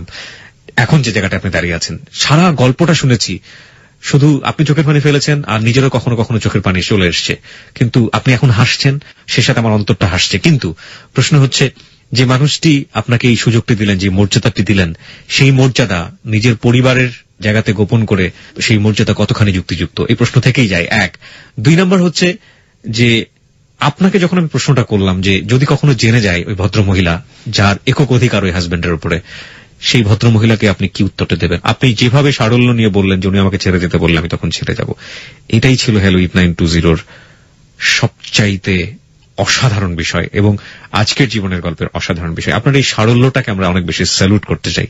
আমি জানি আপনার এখনো কিছু বলার আছে, আমি সেই সুযোগটা আপনাকে দিব। তার আগে আমি লিসনার মানে প্রিয় শ্রোতা যারা রয়েছেন তাদেরকে আমরা বলতে চাই, একটা জীবনে অনেক কিছু ঘটে, আমরা যেভাবে জীবনে চিন্তা করি সেই চিন্তার বাইরেও অনেক কিছু ঘটে এবং সেই ঘটে যাওয়া প্রত্যেকটি জিনিস আমাদের জীবনকে আঁচড় দেয়। সে আঁচড় কখনো কখনো কাঙ্ক্ষিত আঁচড়, সে আঁচড় কখনো কখনো অনাকাঙ্ক্ষিত আঁচড়। পুরোটা জীবন জুড়েই এই মেয়েটার জীবনে যে আঁচড়গুলো পড়েছে সবকিছুই অনাকাঙ্ক্ষিত ছিল। এখন যে আঁচড়টি ওর ব্যক্তিগত জায়গা থেকে ফিল করেছে সেটা কাঙ্ক্ষিত। ও এখন 2,500 টাকা দামের স্যান্ডেল পরে। কারো কারো কাছে 2,500 টাকা কোনো ফ্যাক্টই না, কোনো বিষয় না আজকে হ্যালো 8920 অনেক শ্রোতার কাছে, কিন্তু আজকে লতার কাছে 2,500 টাকা অনেক বড় বিষয়। প্রশ্ন হচ্ছে এই লতা সামনের যে দিনগুলো ফেস করবে সেগুলো কি এরকম হ্যাপি থাকবে? আমরা শুভকামনা জানাতেই পারি। আমি লতার শেষে আপনার কাছে জানতে চাই আপনি হ্যালো 8920 কেন আসলেন? আমি এখানে আসছি, আমি চাই না কোনো মা বোন মা তার মেয়েকে নিয়ে পালক আনক, সুন্দর করে বলে দে বাবা তুই আমার সন্তান না, তুই জাগা, নিজের জীবন নিয়ে বাঁচে চলে যাক। কিন্তু আমার মতো জীবন যেন মা বোনের কাছে আমি হাত জোড় করে বলি কোনোদিন আপনাদের মানে কি বলবো, আপনারা কখনো আপনার মেয়েদেরকে নিয়ে পালক আনেন, বিষ খাওয়াই মায়া ফেলেন, আর না ফাঁসি দিয়ে আর না কাইটটা গাঙ্গে বাসায় দেন, কিন্তু মগর এইরকম আমার জীবনের মতো করেন না। আর আমি সবচাইতে বেশি তারেককে ধন্যবাদ দিই, ছোট ভাই, ওর জন্য আমি এখানে আসতে পারছি। আর শ্রদ্ধেয় শাকিল ভাইয়া, ওনাকে আমার সালাম, ওনার জন্য আমি এখানে আসতে পারছি। উনি আমাকে অনেক সুন্দরভাবে অনেক ভালো ব্যবহার করে এখানে আনছে। আর কিবরিয়া ভাইয়ের কথা কি বলবো, কিবরিয়া ভাই এত একজন অসাধারণ একজন মানুষ। সবাই কিবরিয়া ভাই এবং আমাদের পুরো হ্যালো 8920 টিম সবার জন্য দোয়া করবেন। কিন্তু আমার আরো কথা আছে, একটু কথাগুলো হলো আমার স্বামীর জন্য সবাই দোয়া করবেন। আমার আর কিছু বলার নাই, সবাই দোয়া করবেন। প্রিয় শ্রোতা, এই ছিল আমাদের লতার জীবনের গল্প। বললাম না আপনি কি শিখবেন, ওই শেষের সারল্যটুকুই আমাদের শেখার। আর লতা অনেক ভালো আছে, অন্তরের দিক থেকে আপনি সুখী হতে পারেন, কিন্তু সেই ভালো থাকাটা যদি কাউকে কোনোভাবেই খারাপ রাখে সেই জায়গাটা থেকে সুখী হবেন কিনা আমি ঠিক জানি না। আমি এই যে ভদ্রলোক যিনি এই কাজটি করেছেন সে কাজটি মহৎ কাজ কিনা সে প্রশ্নও আমি কখনো তুলতে চাই না। লতার দিক থেকে দেখলে সেটা অসাধারণ কাজ, কিন্তু যদি তার পরিবারের জায়গাটা থেকে দেখি সেটা তিনিই ভালো জানেন। আমি পুরো গল্পটাই আপনাদের কাছে ছেড়ে দিলাম, তবে অদ্ভুত একটা শান্তি নিয়ে আজকের হ্যালো 8920 শেষ করছি।